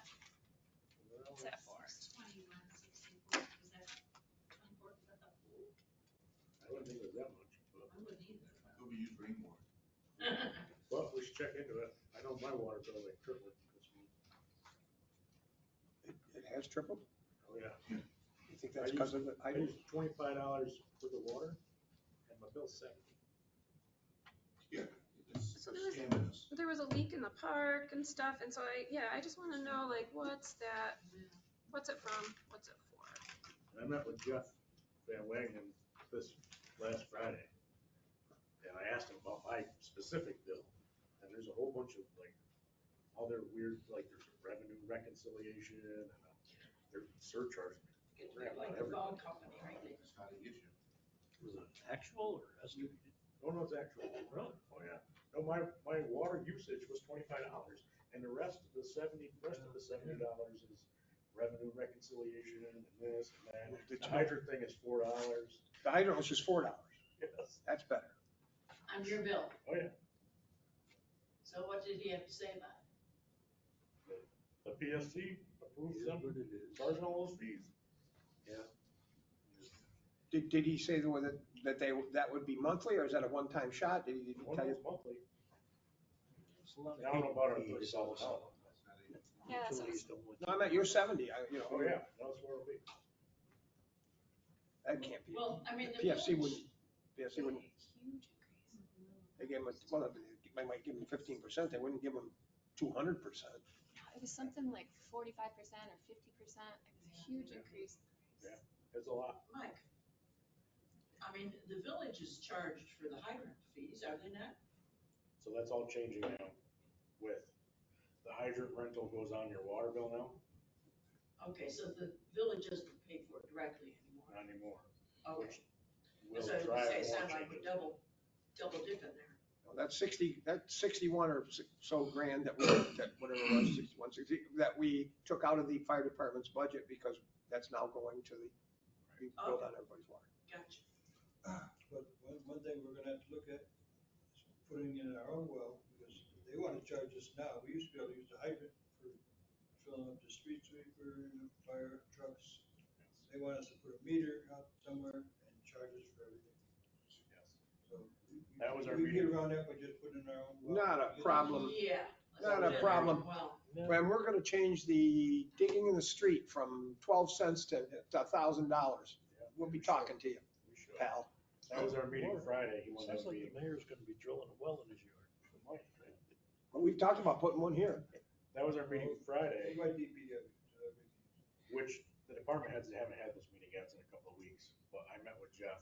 And that was the gist of the meeting, was now that the hydrant rent gets billed to the customers through the water bills, we don't get free water from the hydrants. So if we pull water out of the hydrants for not a fire, we have to pay full rate for the water, including training. So like if our fire truck goes out and they do training and they spray water all over everywhere, they can't go to the hydrant and fill back up for free. They have to come to the meter one and fill the truck. So, Can I make a suggestion that we expand this conversation after this is? Oh, yeah. No, we'll be talking a lot about this, because that 60,000, we could pay more than that. That's crazy. Well, we are. You want to talk about this some other so time? I'm some saying, other that's way? double dipping. Okay. They're charging every individual customer and then they wanna charge the village. Because the customers are paying for fire protection. So if your house is on fire, they're paying for the maintenance of that fire hydrant, plus the water to put out your house on fire. They're not paying for street sweepers and. Hey, the hydrants didn't work for, the fire on No. George Street and stuff, and then I asked, like, where do we complain? And the fire department can't complain, and our sewer department can't complain. So I don't know who can complain to the, water company, but like, they're gonna charge us for the hydrants and stuff, but they don't work. Great. There's no more sewer field yet. I will say the last piece. So if we paid 61 grand, I've done that, numbers are just for the hydrants. And now they're charging everybody $4 and that comes to 61 grand. You're getting the same amount of money. Right. That you got. So what's this idea if and whatever water we used before for our 61 grand, we want to use the same amount of water for our 61 grand. And you tell us now we can't use any of that water, or basically almost none of that water. Yeah. Well, that's nice. And let's say we go on mutual aid to Tioga Center, and we use our water that's in our truck from our hydrants in Tioga Center. We gotta pay to fill our truck back up. Right. Because we didn't use that water on a village fire. we've got invested Wow. recently and built ponds so that they could fight fire, Yeah. et cetera. Why don't we take it out of the river? What's that? You all talk to the DEC about that. Yeah, suck up some fish with it. We're not gonna do this now. We're gonna stop this now. Yeah. We're not gonna do this now. Yeah. We have talked about it before. Now we are seriously gonna consider our well, Yes, so it's not illegal, it's really well. Let's, right here. let's That'll do our, carry yep. on after. Yep. Because I got some. Because we need to do Okay, that oh dear. to fill our own stuff, non-potable water. Whether it be a fire truck, a street sweeper, washing vehicles. Okay. And we'll check into that $30,000 bill. I'll let you know about that tomorrow. More detail on that. So we're gonna hold off on approving those for now. Okay. Or approve all of that one. Well, there was one other thing. We wrote a check to the American Legion for $500, and what was that for? Do you remember? Was it at a sewer fund? It was check number 9805. It was electricity for the sign.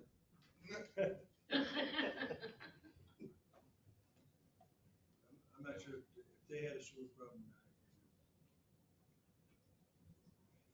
Don't know. You gotta ask these questions before the meetings, when you look all this stuff up. That's what the We're all- office staff is for, to do these things. Yeah, it doesn't do as much good. Well, we can't.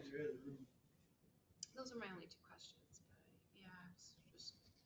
So what's the decision? Are we gonna pass it without that, or are we gonna not pass it? Well, we should, because we need to pay. We need to pay the bills. Yeah. Move we pay the bills minus the, Viola till we get the answer on that. And we'll dig up the answer on the Legion thing too. And the Legion? Okay, fine. Pay the bills minus those two. So Viola is mentioned I moved this. several times, so it would be just the one check Right. for 31,735. Which 31,735. happens to That's be the, half that's of the our one we're sewer talking about. rent. We're not talking about all the other little ones. It happens to be half the hydrant rent, so They might have been due they might a have. rating. It was probably a sewer, it was probably the hydrant rent that we owed them. Worth a hydrant rent, and they just about. I'm still making a motion, which I just did. Charles second. He's close. So any other comments? We'll dig up those two. I'm gonna bet maybe it's half that, if you hold them or something, but we'll dig it up. Rusty, Yes. Laura, Yes. Dave? Yes. Fran? Yes. Terry? Yeah.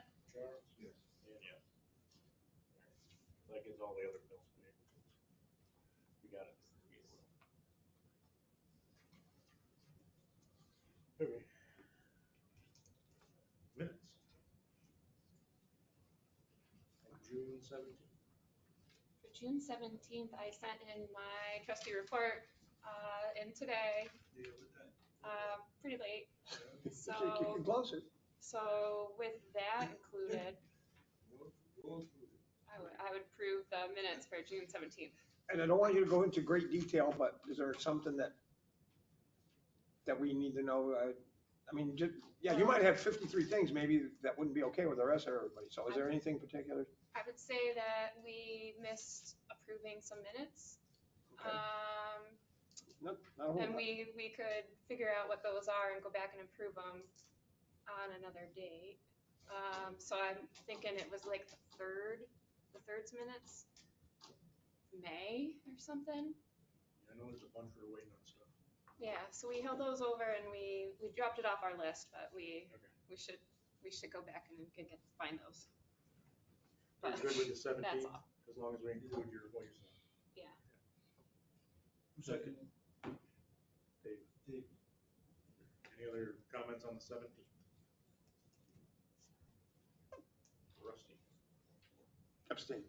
Laura, Yeah, yes. Dave, Fran, Yes. Terry. Yeah. Charles. Yes. And yes. Did you abstain, Rusty? I did.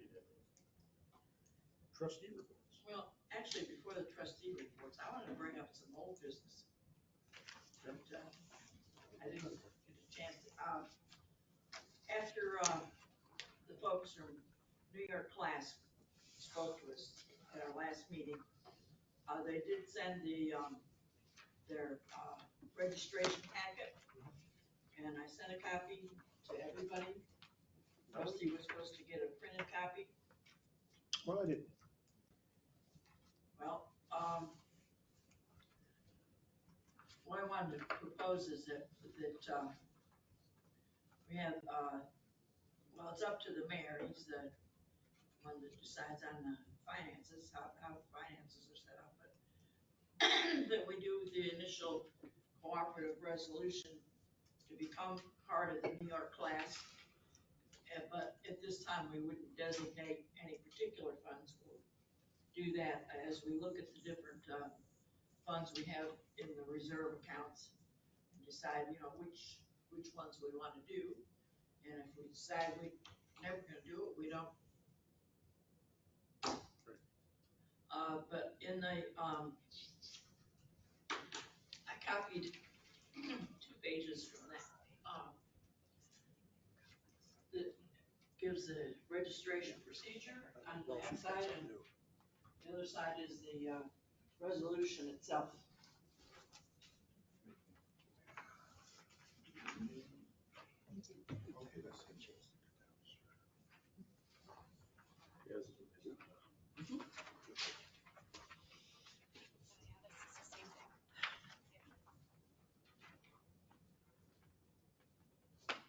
To join class, read the cooperation.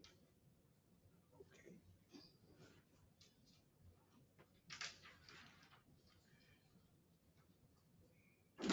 Now, in following meetings, we can go ahead and do the, like I said, the other,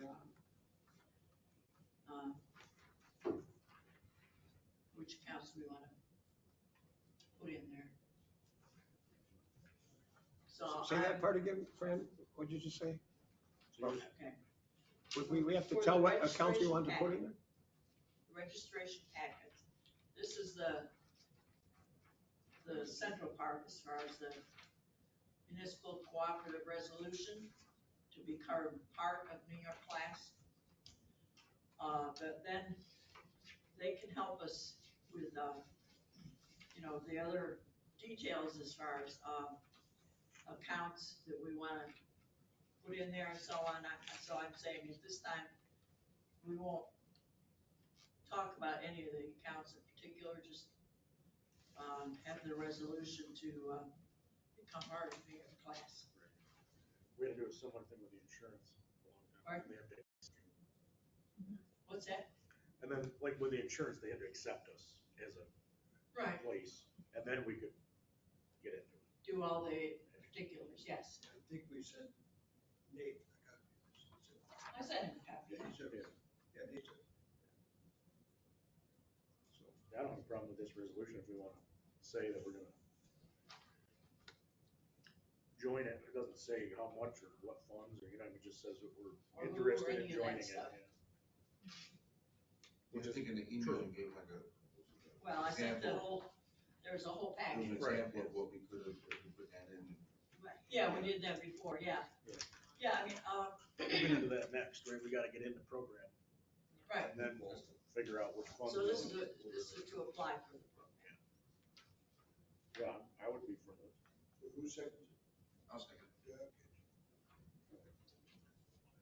Any other discussion on this resolution, which will get us into the program, and then we'll figure out what money we put in. Yeah, I actually read it. I'm interested to hear from the treasurer.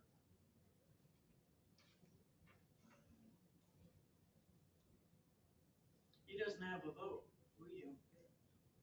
He's gonna manage all the This money. is the treasurer. I want to know his opinion of all this. No, as long as. My we don't goodness lose any money, gracious. As long as it doesn't go belly up, I'm happy. Yeah, well, If it goes belly up, it's all on you. those accounts Why in that, the world would I want the they gave treasurer's us opinion? a sample of, there was approximately $1 million, we figured that on. And we could have made another $15,000 last year if we had that $1 million with them. So if you consider all the reserve accounts we have, we can make some money on it. Yeah, from the presentation, it's pretty, It's on the sample. Pretty what solid. We have, it looked like. I was skeptical till the presentation. It's a pretty solid investment, non-risky investment.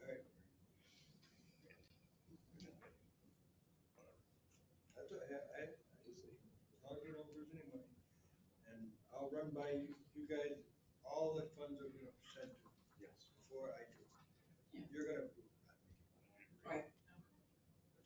So I just want to be sure.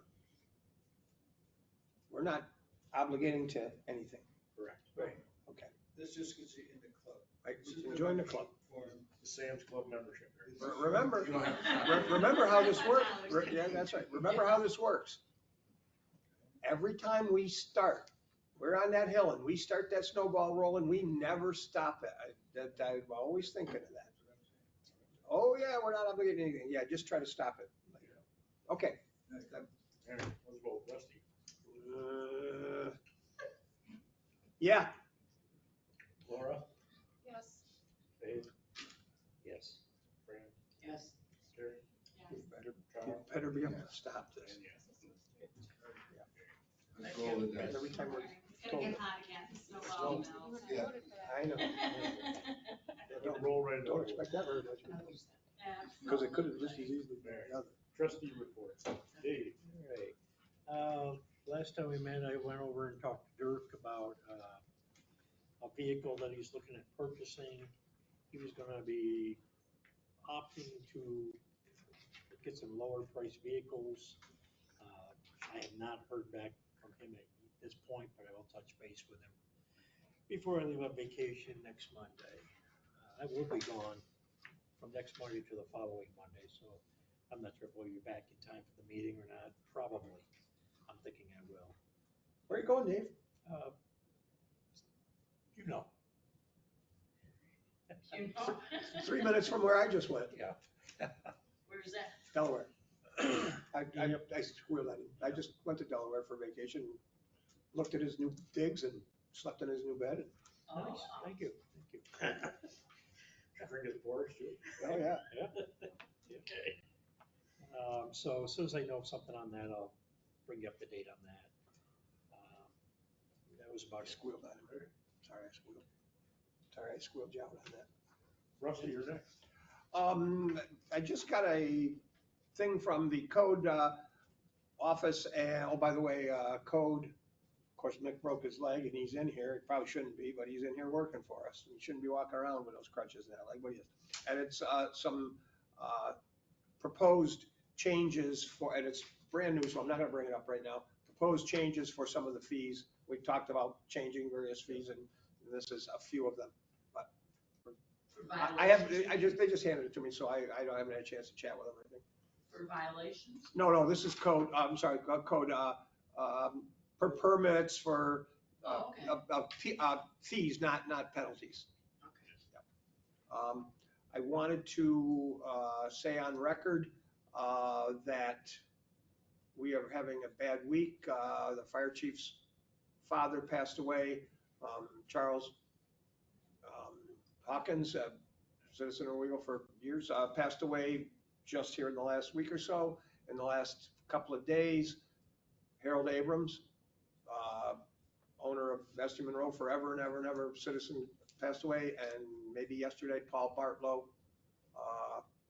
school board president for years and years and years, passed away. And I want to. David Rogers. Dave Rogers, Dave Rogers, Boys Club director for years and years and years. We're having a bad run of it, and I want their families to know that we give our condolences to these excellent members of our community and leaders. That's it for me.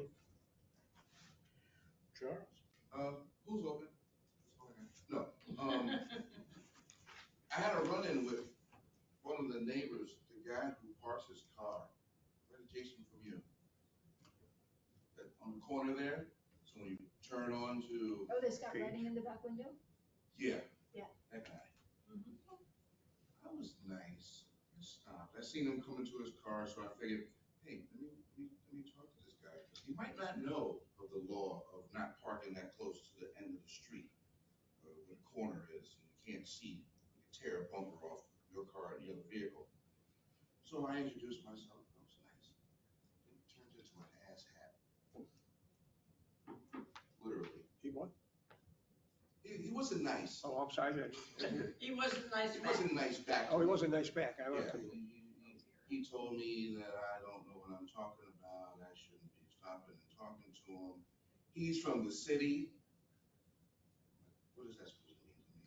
Anyway, long story short, I said, okay, I'll be back. I pulled a Terminator on him. So I came back, I had a police escort. Stopped right in front. He moved his car at this time because he probably thought after I left that maybe I had some kind of authority of some type. So he did move his car, so he was singing a whole different tune when I got there. And they was in front of me, and they told him, I said, well, he pulled that on from the city thing again. Once again, I was dumbfounded by it, but the officers, they told him, they said, well, you're here now, and you got to abide by the rules that we have here, you know? And that was that. So I told him, I said, well, you're saved from a ticket this time, but now you know. So I don't think he's gonna be parking there. I think it's there. He's there now? Yeah, Well, he was just there yesterday. no, that was yesterday that this happened, so. Oh, okay. It was yesterday that Never it mind. happened, so. how did I miss that? I don't know, I looked across, I didn't see you outside in your yard. Oh, the We were right there reassessment. too, we had the. Yeah, call Cindy first. Yeah, I said, "Hey, Cindy, look, it's happening." So, we might wanna look into putting a sign in, cause I told him I could get a sign put right here. Well, Yeah. until there's a sign, yeah, he went up and down Yeah. the other side of me. No, that's, but it doesn't need a sign. Well, yeah, and I explained, I said, well, before I have a sign put there, I just wanna let you know that, you know, so you're aware, so you don't get a ticket. Yeah, cause you can still get a ticket without the sign. Yeah, you know, and I guess I didn't want to happen, but he didn't see it that way. He's from the city. I'm Italian. I'm like, well, forget about it. So I came back with an escort, and I think he thought, you know, at that time, the jig was up. I mean, I I think hate the to reason use. That He was a parks joke. there because he's got that advertisement on his back window. Well, that's fine. Put on the side windows, park up a bit. Charles, But can he I, thinks people see it when they come around the corner. can I jump in too Yeah. and say something? I've looked at that a number of times. The Traffic and Safety Committee is getting ready to make some recommendations. There's another sign over on Main Street when you come off of Page. Some of these things are not written in the code, and we're getting ready to make some recommendations. And one of the recommendations will probably be that you have to park on Page on that side, which you can only park on that side, X number of feet from the corner will be no parking. Right now, it isn't written there how many feet that is. It would probably need to be. But there's a default number in there. There is, but it's not very far. Right. But we this might, guy's like right on He's the corner. right on. but the we corner, might like need to, we might put, on the line. with we it. might put 30 or 40 feet from that intersection. So this guy's within the default number. I mean, he's. Yeah, I mean, I top think corner. that whole area, if you go on Page there, Yep. that he is a problem Yeah, turning in. that I've first got a bunch of- small car. The other problem is when you get to the end of Page and Main at the intersection. Yep. There are two no parking signs. That's one of the things. People park between. That's one of the things I was talking So about. could we take one of those no parking signs and move it to the other and then bring it back? I can't see around. Well, I didn't understand. Take one and move it to the other and bring it back. There's two no parking on this side Yes. signs in this area. On Main coming up to Page. And people are parking between them. Yes, because the legality is that the closer sign to Page Street is a legal sign. Someone had mentioned a while back, oh, it should be farther back. And someone, I think somebody from the police department, doesn't matter, I know, had a sign put farther down. That sign is not legal, and we're going to need to remove that second sign. Can they move it down a little further there? Because I can't. They can't move it unless we make a law that says we change the parking law. There's, That might be a spot to look at, because you, like you said, it's hard. And We- there's been accidents there. I mean, we've when you seen come it. down Main Street there, so you come in Page going toward the south, that sign used to be on the great big oak tree, or what kind of tree there, it used to be on this side of that tree, and you couldn't see it all, so that sign got moved to about 40, 45 feet from the intersection, and the sign on the other side is about the same. Now, I know when you come out of Page and you look down Main there, it's hard, but that's actually the most practical. If somebody doesn't park a great big monster van or something there, and the guy parks a little Volkswagen there most of the time. The white van is right there. Well, that makes it I difficult, gotta but creep up there, because it's a hill, and you can't can't see them. And you have to, anytime you're coming out of there, you gotta pay attention. Headlights, you can just. But to put it 120 feet down the road, I measured it the other day. I walked it off and looked at it. That's probably too far. I think the problem is the way the road goes up there, and then you've got the two signs, you just can't see. Well, we're gonna take one of those signs out, Yeah, because one of them's not legal. So we could make a notation to Fred to have a sign put there. Yeah. Right where, front and main, that turn, front and page. Yeah. We're talking back on front now. Yeah. And That turn right the there. code tells you Where it how should be. far you have to be from an intersection. I mean, we did it for Page and The other end of Fox, remember? Yeah. I just Same- don't go same deal. down Page to Main anymore because Yeah. it's so bad. I mean, with a small car. Well, the But I the didn't traffic know and about safety that committee sign, so the it's traffic and advertised, safety that's committee why will it's go there. and look at Yeah, this stuff. because he used to park way up. But who has time to read that? They're looking for their Yes, pumper, Bill? not He everywhere, did, bro. well, We'll go you look know at who it. he is now, Yeah. so. Traffic and safety committee will go look at this stuff and make a From the recommendation. city. But we can put a sign in at the number on page. That would help. 15 minutes. That would help a lot. Yeah. That's all I got. That's my report. Okay, so, the Village of Owego earned bronze certification in the Climate Smart Communities. So it's pretty awesome. Is that for Did we get a Oswego? little plaque that said Oswego or is it different? For this, we're getting these mailed signs. Have they arrived yet? Okay, I guess they're still coming. So I believe they're like these big signs that we could hang on the wall and maybe have like at a podium or be putting, out somewhere. And then they also have sent us like the banners and the different things that will go on our website and things. And so we, Laura? yeah. Could maybe once we get that, have a dedication, just like, so we get it in the paper? Yeah, so we were on the news, WBNG did an interview, Kevin Millar, myself and Julie Nucci were able to go and speak. And we're anticipating putting out press releases about it, to have it in the newspaper to say, what we've done. So anyways, for that, it gives us access to more grant money to make improvements. So in my report, I tagged links that you'll be able to click on for our report and for like the additional information, like the interview and stuff. So we completed 17 activities.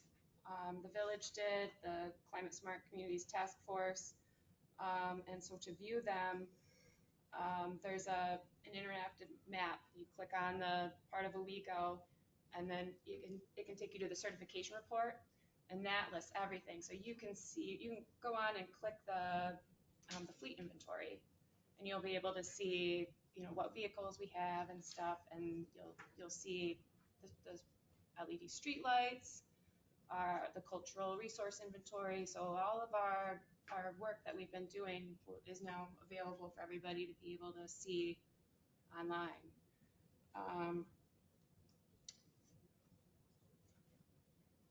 The next thing on my list, a comprehensive plan. Eileen Jardine was working with with Nichols because they've never had a comprehensive plan, but they withdrew. So now it's opened up to us to, we could go for this Department of State grant. So they cover 90%, we would cover 10%. So for that, Ashley Seyfried is our Southern Tier 8 coordinator. So she agreed that she would submit the application through the state financial system thing. And We have 5 quotes for how much it would cost. And we have a partial application that's already been done because we've got the one that was created for Nichols, and we're just doing an update, not a first one. So it'll be easier for us to get this ready for the end of the month. If we choose to do it, it would need to be submitted by the end of the month. And Elaine Jardine has agreed to review it for us.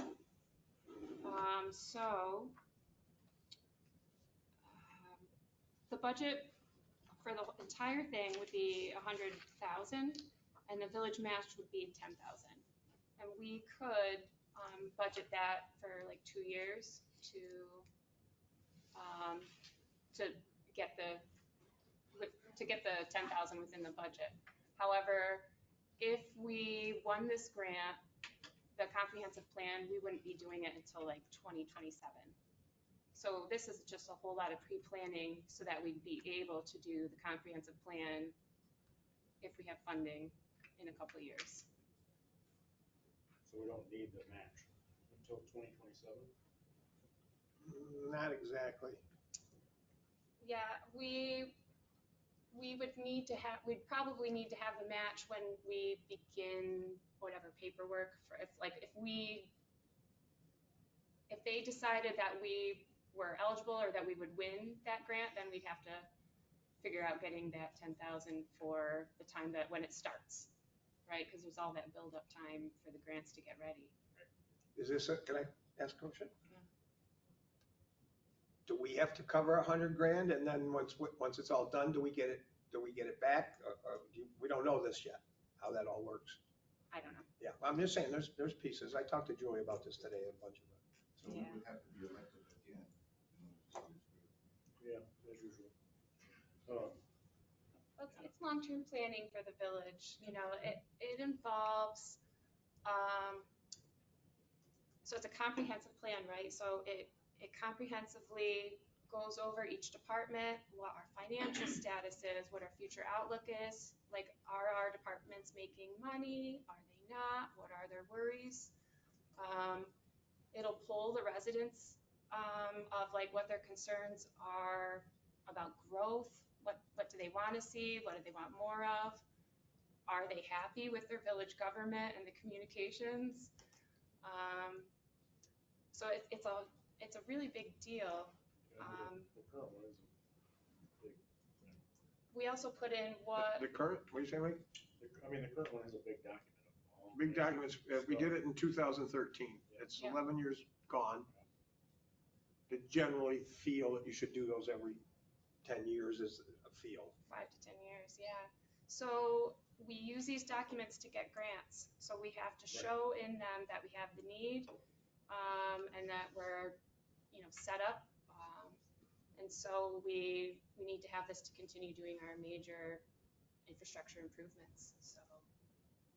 I mean, it usually doesn't hurt to try and go for a grant until you sign the paperwork that says you're going to take it.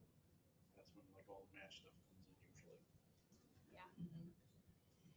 So I would like to just see if, go for it, see if we win it, then we'll be able to do a comprehensive plan. Or we'll be able to decide if we can take it on. But I would like to try. This is a whole pile of work. This is a whole, once again, a whole pile of stuff for a staff. I'm just telling you, I talked to Julie about this a bunch today. She wants us to do what she thinks we should do this for various reasons. We talked about, should we wait till next year? So once again, because it's 10 minutes, well, we got to do it in 10 minutes. Should we wait till next year to do this when we're maybe getting close to being through the DRI that's taking up a whole bunch of our time and energy and money? There was a thought about holding off one more year to do this. Just saying. Yeah. But we don't know if the money would be there. That's always the deal. You never know about money and grants, whether they'll be there. That's part of the thing they always tell us. Oh, if you don't go for this one, that might not be there. It might go down. It might do this. That's always a piece.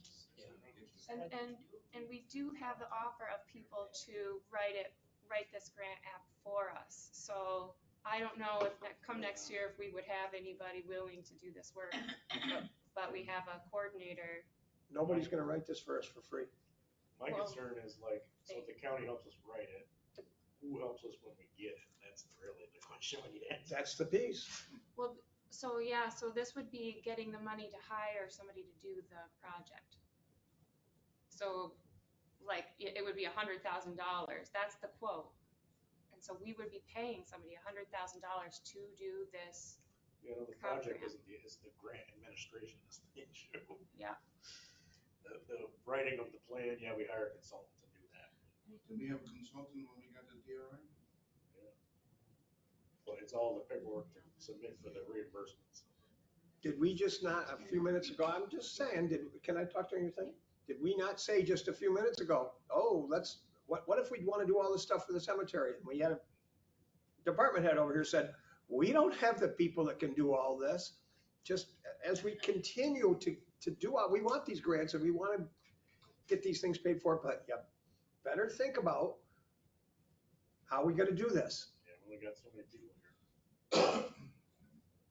that are already doing 50 things that are not in their job description.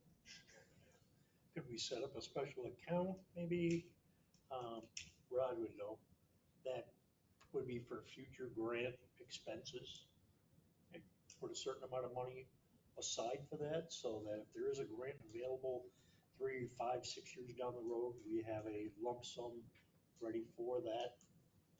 Should we need to put some money up front or match a certain amount? Like a reserve. Dave, that's a great idea, except we just went through a budget thing where we couldn't pay our bills. We can't do the budget. I know what you're saying. In the future. Yeah, yeah. Not this year, but going forward, you know, instead of always hanging on by our last thread. Oh, absolutely. I wish we could put all this money, bunch of money away for all these things. I don't know if we can, but no, the idea is correct.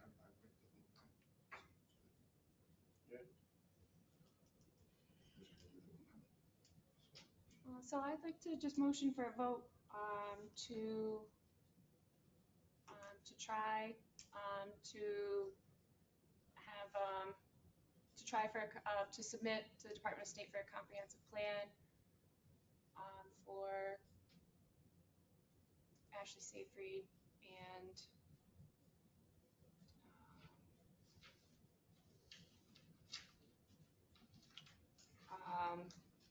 and Julie and I and Elaine Jardine. I guess it would be like the Climate Smart Communities Task Force that we take a look at. All right, let me start from the beginning. Yes, please. All right, let me motion to prove that we seek the apply for the match to do a comprehensive plan with our match being in the 10,000. Is there any upfront money, anything we need to come out of pocket right off the bat with this? This is just research, right? Just looking into. Yep.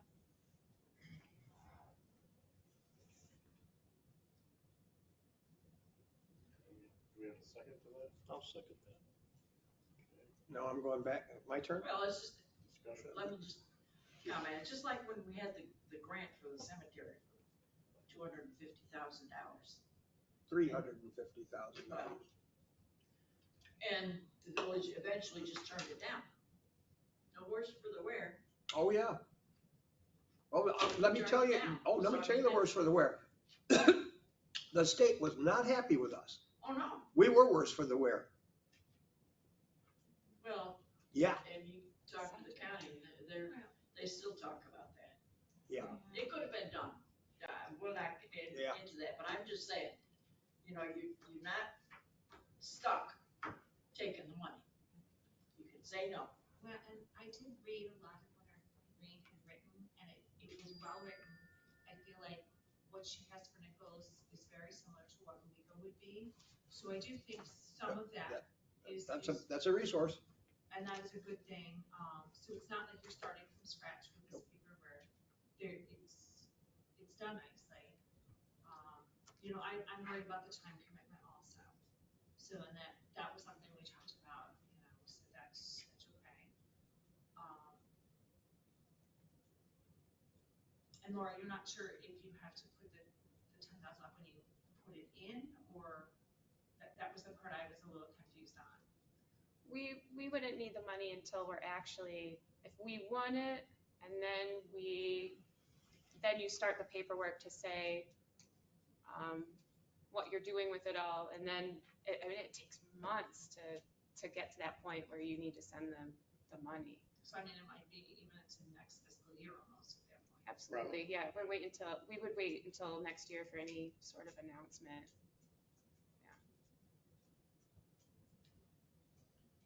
So I'm good to, my turn now? Okay, I'm done. Thank you. Go ahead. I spoke to Julie in detail for a long time about this, and she thinks it's a good idea, and there's all these pieces. And yet, at the same time, she said, you might consider holding off a year on this. I don't say that that's her first choice necessarily, but boy, that's my choice. I think we should not be, we are jumping at so many of these things that we can't manage. Yeah, I would say wait a year. We got a lot of fires in the barrel. Yep. Let's try to get our financial house in order. Let's chew what we already did. we still don't know what we're gonna do about 90 Temple Street, the 157 grand to put into that. That's another grant we got, but we can just get out of it. Yeah. When you do get these grants, and I'm telling you, and then you don't do it, you're on the bottom of the pile next week. You don't want to be doing that stuff. But anyway, my recommendation is we don't do that this year. We do, and also because we got this deadline, we gotta do it right now. Oh, guess what? That just came up right now. Gotta think about it, gotta do it, come on. My recommendation is do that next year. I would say that it pushes it off, like if we, Yep, once we get the comprehensive plan, we would have the financial analysis, we would know better off which way to go. And right now, we're pushing off having that information for 3 years. And if we wait a year, we won't have that information for 4 years.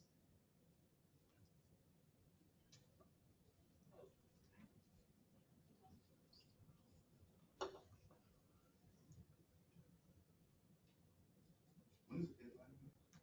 It's like the end of the month. We got a motion and a second to move forward. Do we have any more? One other comment, Rusty, with a lot of the grants, you only get a month or two notice. You gotta do it immediately. Yeah, we keep doing that. Well, And we don't think them through. No matter where the grants come from. Yep. They give you. I wish we had Julie here still. Yeah. To tell you, you don't need to necessarily rush to do this. So this particular one we should hold on. Every year you can do this. I know the idea, well, maybe next year that won't be available, or it won't be available the exact same way, or, yeah, I understand that. That's always possible. Every time we come in here, we are biting off more and more. I think we're biting off more than we can chew over and over and over again. I don't know which ones are the most important, which one the timing is the most important. I don't think we should do this one yet. Just telling you, Mike thinks that way also. I know we don't need to do it, but I think we got a lot going on. I mean, I would like to see the DRI completed first. I mean, I think that is really taking a lot of time, and And we're getting, our climate stuff is burgeoning, and the amount of time that people are spending. And by the way, Julie gets a certain amount of money and a certain amount of hours, and she's putting in one pile at a time. And they're gonna wanna come in and see a bunch of finance stuff, which is fine, except we're behind in that too. So I'd rather get caught up in everything and then do this. And our accountants are hiring people to catch us up. Now, that being said, I know I'm saying a whole bunch of stuff, but yes, we have some resources here, and we're talking about, what are the, Leducci, you know, they want to be part of this. They want to get paid a big chunk of that $100,000 to do this. There's a whole bunch of players in this that want to help, but they want to get paid. There's a lot of pieces in this. And once again, here we are, Zoom. Kevin, you got your hand up. Uh-oh. I just wanted to say some of that 10,000, I would be surprised if it couldn't be in-kind money, which means work that people are doing. And the other thing is the comprehensive plan wouldn't have to be addressed until 27. So it's not like you're piling on that work right now or even in the next year or two. You wouldn't be starting it. It would be done in 27. We won't be starting it in 27. We're not starting it 3 years from now. I just know they give this out every year. Julie was saying we'd probably be starting it next spring if we got it and things are moving along. So that it's not starting and then it might take a couple of years to put it all together. That's when you finish it.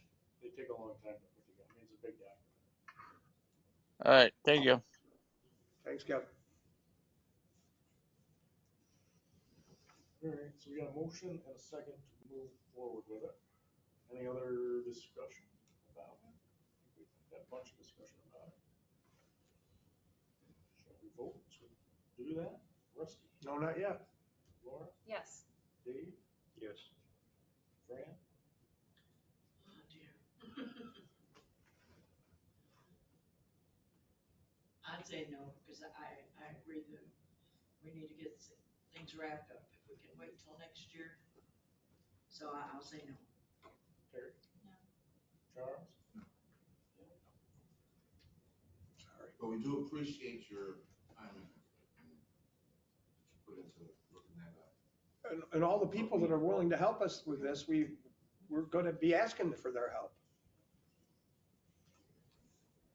Okay, so moving along, the climate energy communities, the 90,000 grant that we have, the current projections of what we want to plan to spend that on include the all-electric vehicle for code enforcement, a level 2 dual port charging station at the DPW garage building, UTV, which is like an ATV, but it's got a cover, like a golf cart or a Kubota. Yeah, Kubota. Oh, okay, Kubota. And electric landscaping equipment, and that's like 3 chainsaws, 3 hedge trimmers, and 3 mowers, I think was on the list. So far, that's what we're looking at. And a bunch of batteries. And a bunch of batteries. They're expensive. Oh, Yeah. So that way, yeah, so, Charged up. so that So numbers for this? would quite take us to the 90,000. So that's, we're getting this, the estimates and quotes together so that we can, try to approve that at our next meeting. So that we can, send our stuff to the state to say this is our plan to spend the money, and can we go ahead, with that plan? Because we need to do it quick so that we have our full amount of money, right? Do we know if that's we gotta buy it all and then they send us a check, or how does that work? Yep, at least for the car part. So for the car, we pay first, and then NYSERDA immediately reimburses us like 40%, and then we wait like about a month maybe for the rest of it to come in. So like within a month's time, we would be reimbursed for the. That's pretty definitive, that we know that, that's. Yeah. Really fast turnaround, which I thought was great. Yeah. For DRI. Yeah. Can you tell us how much the car is? So, I got a quote for, Chevy Blazer, all-wheel drive, LT, and it was like under 51, right? Did you say under 51? Mm-hmm. Okay. So everybody's in love with a Blazer. They don't want a Tesla or a $35,000 car for the quote guys. They want something bigger. Well, they can look around I'm just still. asking. So it's not totally set that it has to be that car. So what we're gonna do, and what I'm asking, I want to ask Nate to give me a update on. We send out a bid package about the car, and then and where is that? Is that being sent out? It was like 2 weeks ago, maybe, that I've been waiting and I haven't heard anything.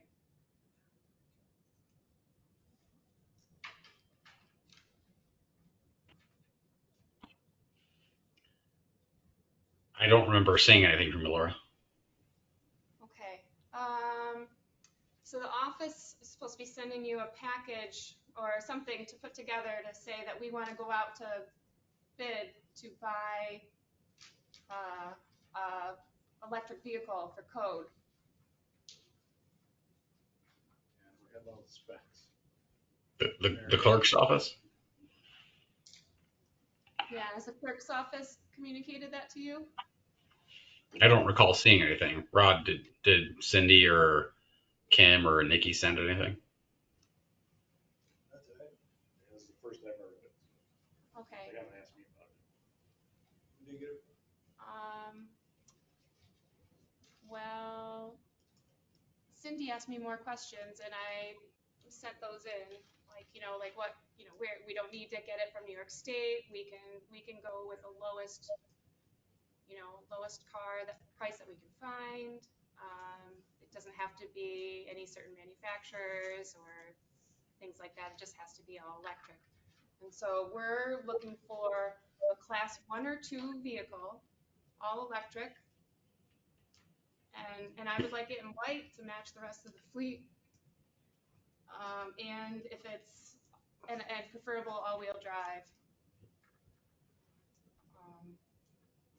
And yeah, we'd like the bids on that, or bid package. And then, Did you talk to Fred or Code about this? well, we've had like some meetings. I'm just asking, I'm hearing you tell them what kind of car you think they ought to have, but I'm just wondering what car they think they ought to have. Mick, yeah, Mick test drove one of these and he liked it. But we're like, when we get the bids, they send us at least like 3 different manufacturers' cars, and we would just sort of choose off of it. But just knowing ahead, that's one of the ones that Well, some dealerships he do likes. state bids too, so sometimes you can avoid the bid package part of it if you go with a state bid price. So I haven't had any luck with the state bids, so I reached out to the chief of police and asked him to look up cars, but I haven't heard back from him, and that's been even longer. I know Montour's Falls, they didn't have any luck with the state bidding thing, so they just went to their dealerships.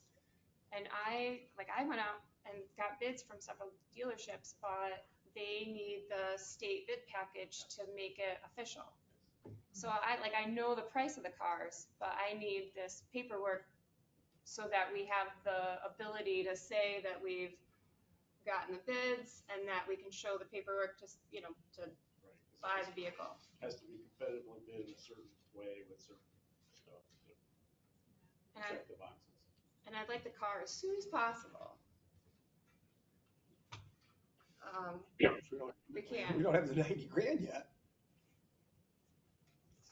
We don't even have, we have to submit what we want to get to the state. Yeah. So, they haven't approved us to do this at all yet. Right. So I'd like to get this process moving along for the car bids. And so this is just one, right? We'd like the bid for the one vehicle for code because that's a sure thing that we want to get that. But then we want to put a package together to go out to get pricing for other cars, for like 2 other electric cars, so that we have the numbers for the $150,000 grant. And we get the 800 points for the 3 cars. And once we get the points for the 3 cars, then we'll have enough to get the $262,000 grant. So it's all builds up in the equation that we get like the sort of proper things, then we get more money to repair our buildings and stuff. So we're just, building on this growth plan. So once again, did you look at, I know we've talked about it before, spending 90 for 2 cars rather than all the little stuff. We keep putting all the weed whackers in and stuff. Yeah, true. Well, the 90,000, You couldn't get 2 lasers for 90,000. Couldn't get 2 Blazers, But so that's just. but you might be able to get 2 cars, Cause the Blazer and a Tesla or whatever we have to I get. don't think Teslas are cheap. But I thought there was $35,000 one, but whatever. We- I don't know, I just Yeah. keep And asking. The stuff from McGuire went to Fred, because I'm looking at the paperwork there. That all went to Fred, so I don't know where it's gone from there. Because you had sent that around back in June. Yeah.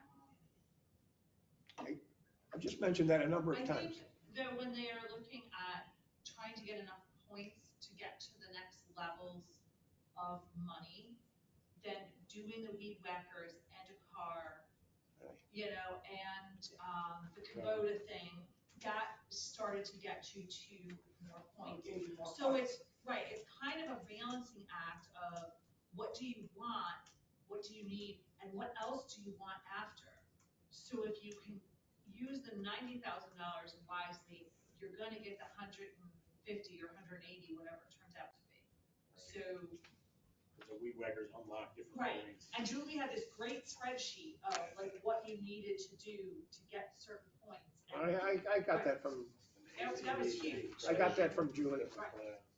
Right, so, and that's really like a smart way to do the money, because then you get more money and you can keep going. Use their money to get more money. Well, that's the plan. Right. And I mean, the batteries and such for some of that stuff is certainly not cheap. It would not be something DPW would want to try, but they may find that they really like some of this equipment. Some of it's going to be later. For some of the areas around in the village that are flat, that might work out really well. So this is a great way to figure that out.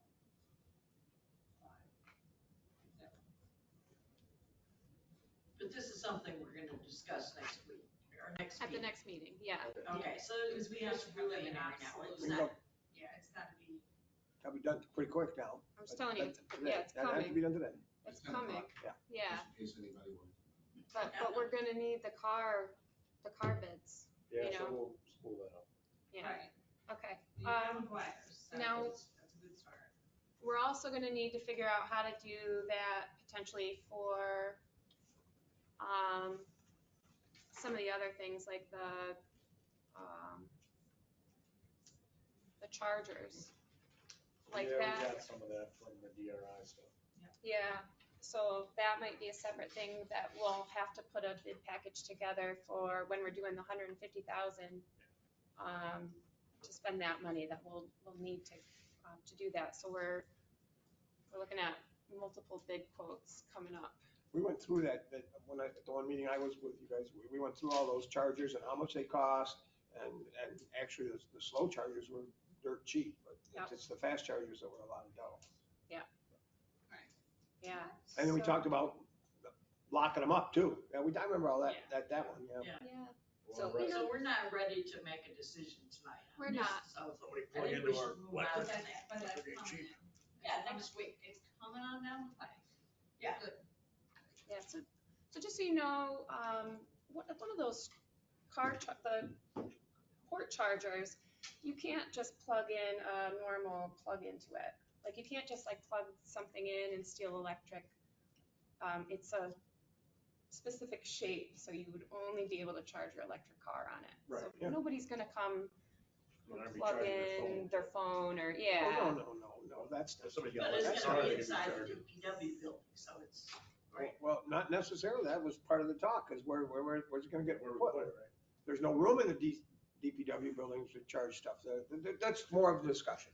Yeah, but he can put a box around it and do everything. So- Recreation never. Yeah, so anyways, I just wanted to tell you that this is coming for 2 weeks that we're gonna really wanna decide. Okay? Laura, Yep. Could we just call Montour Falls and see what they do? That'd be a good start. Yeah, so, Say, what did you do to get? yeah, we've done that and talked to them, and there's an email that they sent us telling us about the refunds and stuff, and so you might have gotten that, and we can I can just resend that to you maybe, so that you can see it. Just, yeah, whatever, just, they must have we don't wanna reinvent the wheel, just, Yeah. they did it, we can do it, so just, Yeah. what did they do? Yeah, so they told us how they did it, and they told us how the reimbursement plan worked and how fast it went, so yeah. Yeah, they were very helpful. Yeah, so can we have all this information in a paper form for the trustees before the next meeting? Yeah, that, you might actually have that in your email already also. You know, we can look at it and vote Yeah. on what we're looking at. I get a copy, so I'll get it. Okay. Okay. All right, so Go then. under Rusty. I look in the box all the time, what's in there? So for our Clean Energy Communities summer campaigns, our community campaigns, it's called Energy Choices Owego. We're moving really fast, having lots of meetings, and Aaron Zipman's going to be doing a lot of outreach at events this summer. The Presbyterian Church, they have this monthly meeting, and she'll do a presentation for that.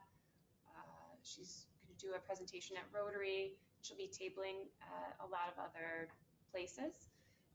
And so just for everybody to know, the 3 campaigns that we are working on, one, it gives you free energy assessments, and it tells you what air sealing and insulation is needed in your home to make it more comfortable and to lower your energy use and bills. So that keeps you cooler in the summer, warmer in the winter, and it lowers your bills. It's free to get your house looked at, and you get this assessment, and they tell you everything that you can do with some price quotes, to say if you're going to get a return on your investment, how long that would take, if you need to wrap your pipes under your home, and it's really, really useful for people to be safe and comfortable in their homes. And that's free. So there's even money that they help you with to make the improvements. And everybody in the village qualifies for that because we're a disadvantaged designated area. So there's money in these grants for you to do wiring improvements and your electrical box. So it's really takes care of your home and quality, right? The 2 others are the heat pumps. So that's heating or cooling. So if you're doing ground source or air source heat pumps, we're looking to find 5 systems being installed this summer. And if we do that, we will be successful in our campaign, and we'll have points, and that gets us towards money for the village.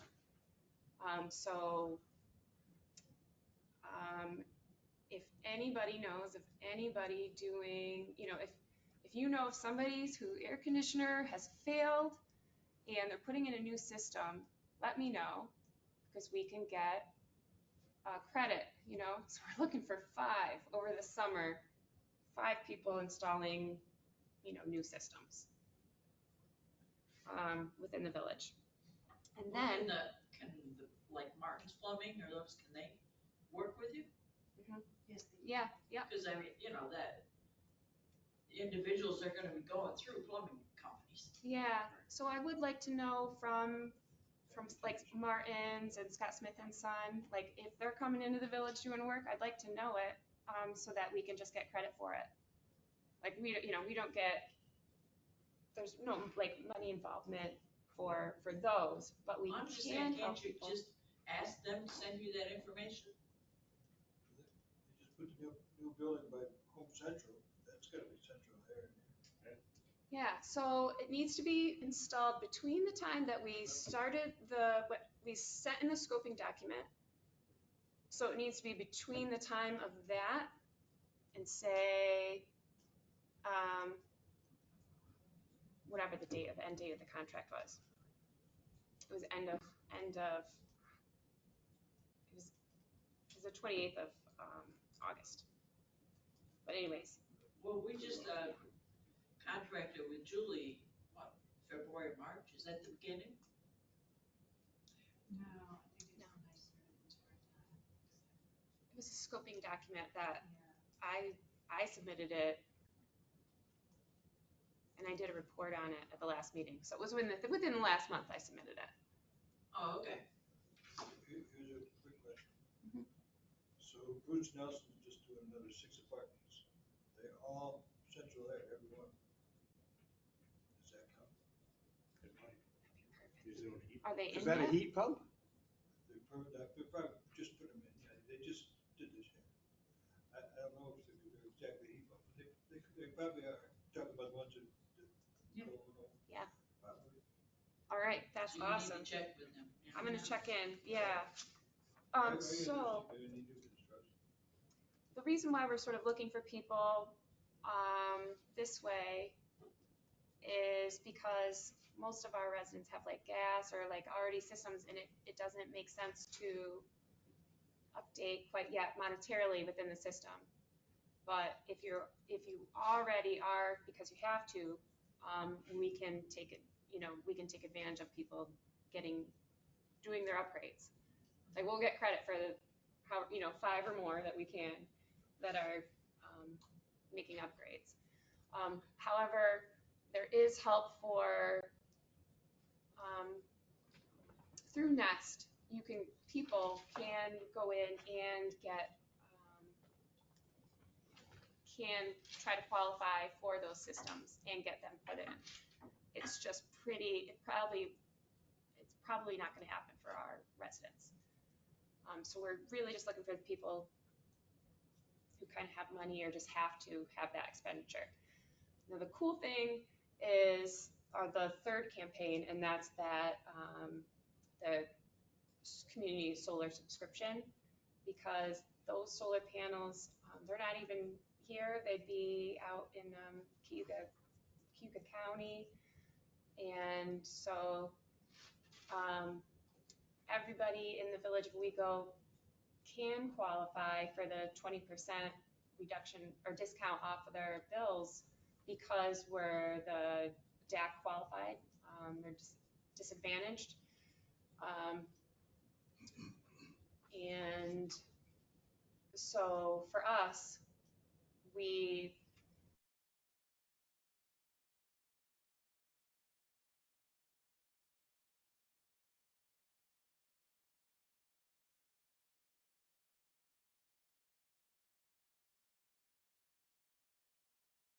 doing various things. I mean, how are these points and how are that points and what are they doing? But this was part of a couple of these committee meetings, which was, and this isn't us paying any money, if we can get 10 of our residents to sign up for solar, 200 points go to this account of us that we're trying to get 2,000 points so we can get to that next level of $250,000 grant. If we get 60 people on, that's what Jerry's talking about. We get 60 people to sign up for solar, we get 500 points. We only got to get 2,000 to qualify for that next piece. And same with that other stuff. Those heat pumps. If 5 people in our village sign up for heat pumps in this time frame, we get 500 points. If we get 3 electric vehicles, we get 800 points. So yeah, we want to do it. That's why we want to do a bunch of these things, to get those 2,000 points so we can get that next grant. And that's part of this. If I'm just saying everything everybody knows, just tell me shut up. And that's part of the deal of having that intern, is she's trying to get this information out to people so we can get people to do all these things. I'm just trying to distill it down to that. if you already know it all. On that topic of the intern, Mhm. is she here Friday? Is she here this Friday? We'll just tell her not to. Our office won't be here. She's gonna be at Spellbound for First Friday Oh, with yeah. table. She's gonna be trying to sign people for solar and talk to people about the different options. What's she doing Friday at 9 in the morning? I don't know, but Does she wanna come on WEBO with me? Oh, we'll ask her. I think she'll say yes. I won't be able to make that. Right, I have my monthly, like, I'm booked in there every month, oh, yeah, so actually, if she's around, I'll give her a call. And she can talk about this stuff to the masses. Part of our deal. And Lou will grill her on everything she apparently doesn't know. Is that weekly or monthly or what's yours? Monthly, but we can have Monthly? whenever. Can we have her on next month? Yep. Okay. And Friday if she wants, but. Okay. So you solo this Friday? Hopefully with the intern. Okay. It's Friday at 9 on 9. WBO. Probably be there a little early. Okay. I'll let her Probably know just about that. 10 o'clock. Electric pumps, not groundwater. Correct. The ground source heat pumps are the ones that Hydroelectric. are under the ground. Right, but you gotta drill a well for those. Aren't we trying to keep people from drilling wells in the village? Yeah. Um, Yeah, we are. Protecting the there's- source water. There's a lot of area in the village, so they're like, well, have to follow all rules and stuff, but like there is the Halsted development and, you know, all kinds of things. So there's places where maybe, you know, out of the floodplain and things where like where there's potential, you know, that I don't want to Right, yeah. wipe away just I've because. installed groundwater heat pumps in the past, and most required 2 wells, one coming up and one coming down. Recirculating, so. Yeah, For every yeah. groundwater heat pump you would put in, there would be 2 wells on that property. Yeah. That's something So, to think about. so Well, there's that's what our public school has already, is it not? yes, yeah, the new elementary school does. Yes. Yeah. Nest has presentations, and there's a Owego presentation specific that is being modified for us. And that's the presentation that Erin's gonna be giving out. And so it's just loaded with information about all the types of grants that are available in the campaigns for residents. And so it's really to get out the word, education and outreach, like this is like free to you to get help and just getting that information out to help people. You got her information for that number?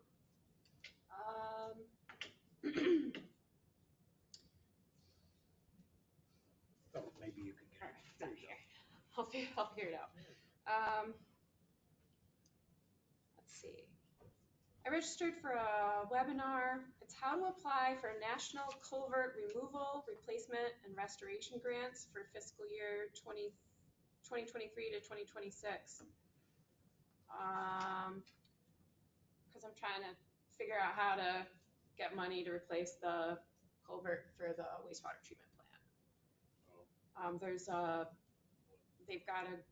They have a grant, so I want to see if we can, how we can get that. You're getting a start if you can get that. Well, I believe we have to maybe see about what natural resources we're protecting with the culvert. So Eastern Hellbenders might help us. And then I wanted to ask Nate if you have any success with the Jake break law.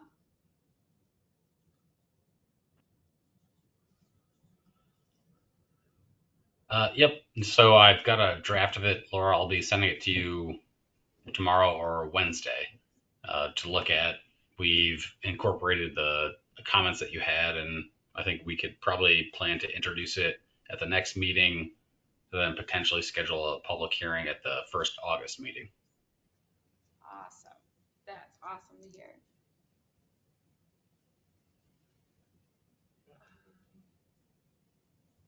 It's on our list of stuff to do. Yep. Yeah, and then I want to get with you about the planning and zoning board review of permits and stuff.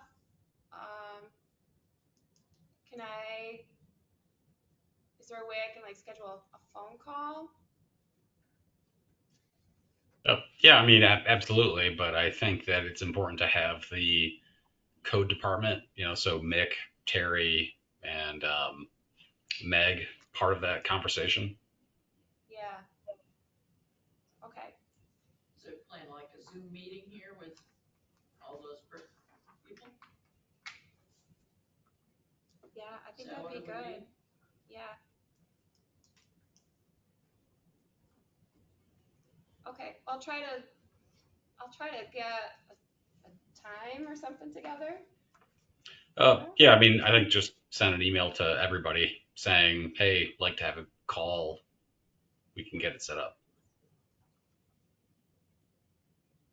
Okay. Okay, and then I just want everybody to know, we're gonna have a planning board meeting and a zoning board meeting. We're having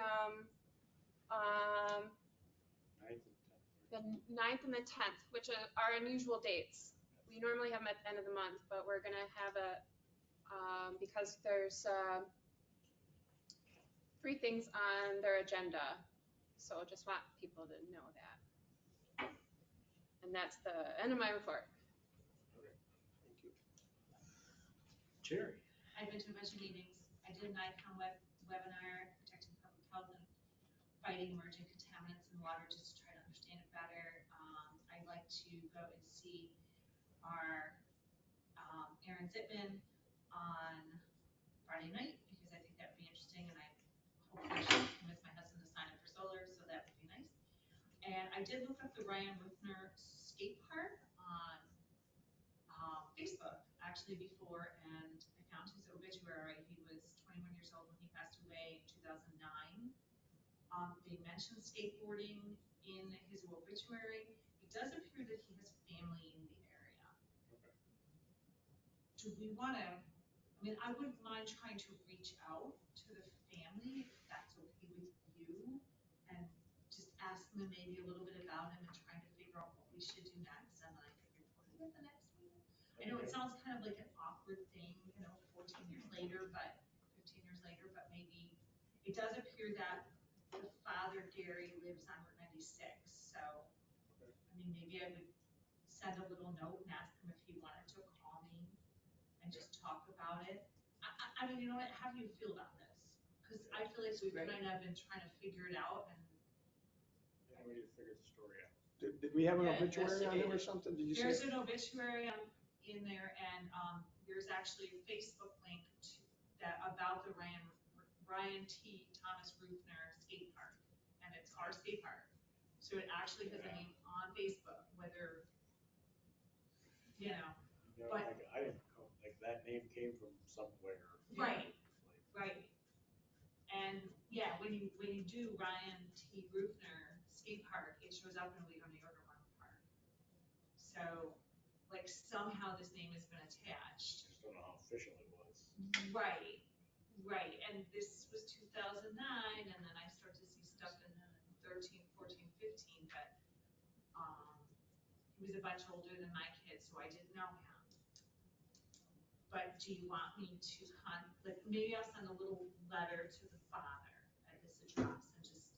It's a sensitive thing. Right, It's and a hard just say, thing if you'd like to contact me, I just had a few questions about it. We had some questions about the village board or something. And then if we do find out that, they maybe put some money or something to it, then maybe we just put up a little sign, Right. Or Well, because something. there is a sign that goes over there that's but we don't know what to put on the sign. Okay, so let me do it this way then. Let me handle, send him my information, have him call me, hopefully. And if he doesn't call me, maybe I'll get my husband to go out with me and try to just knock on the door and ask. I wouldn't.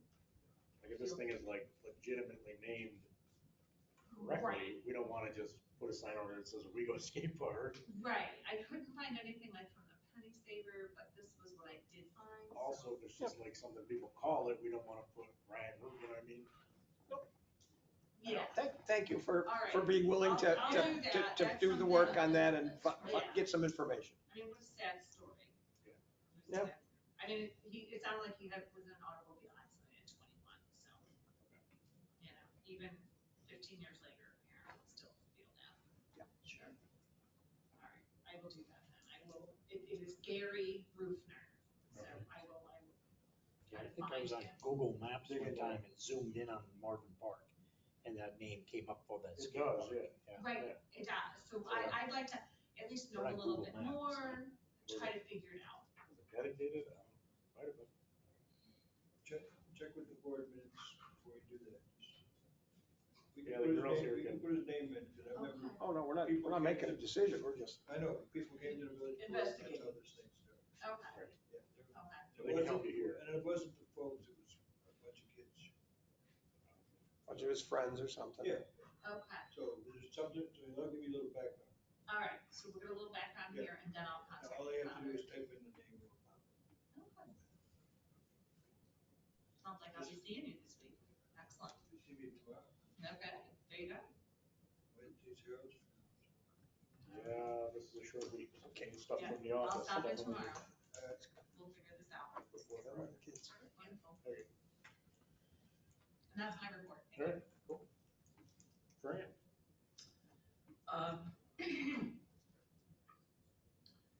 I hate to be confrontational with Fred, but this is state law. It says we're supposed to keep the ledgers, and ledger has not been kept for 5 years.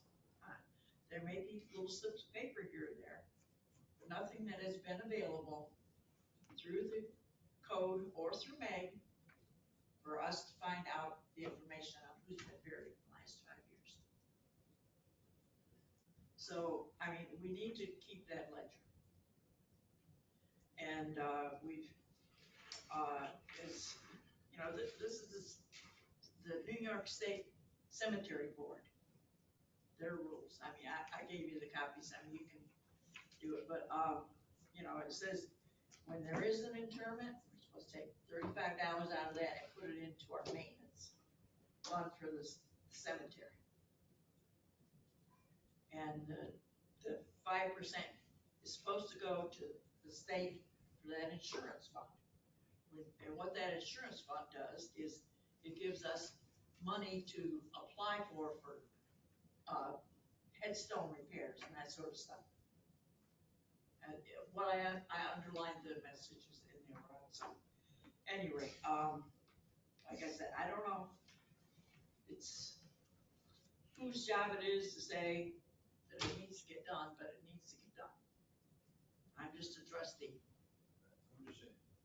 I'm not an The employee. clerk's office, we've never done cemetery whatsoever. Cemetery is connected to DPW. They do the burials, they do everything, they do the collecting of the money. That's us. We'll double check and see what they can do. Mike is Fred's boss, Fred is Meg's boss, that's your chain of command. And the board The here board is is, Fred's the boss. board is legislators, it's not our chain of command. I have nothing to say about this. Yeah, well, I'm just, you know, it's not something I got out of thin air. It's, you go online and it's there. I'm surprised the state hasn't contacted us for that $40. Going to that $40, You know, $8 a year, $5, where the hell is it? Times 8 times 5. $40, where's that $40? 8 people a year, 5 years, there you go. But what it does is it gives us Something that's supposed to be done. it gives us a fund that we can tap into. $40. Yeah, well, any rate, so I'll leave it there for now. I mean, if it's not done, I'll bring it up again because it is a state law.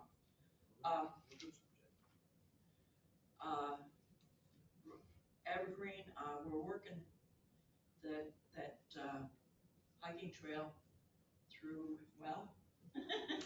Did Wags cut down a bunch of the stuff? Yep, And we've got He Mark. enjoyed himself tremendously. Yeah, he also, likes just to let you know. He's likes to. he's a working fool.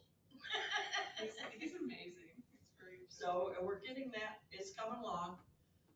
We're putting up, I mean, as we develop it a little more, we're putting up signs every so often where people can stop and read about things of the cemetery. And so that's a work in progress, and as Brett said, we'll talk with him further about the millings, but. So that's all. Okay. Down to me. No, anything in particular besides coming on WBO Friday, hopefully with Aaron. If not, we'll just harass me as usual. And just keeping everything moving. Public comment? Kevin, you got anything you stuck around for?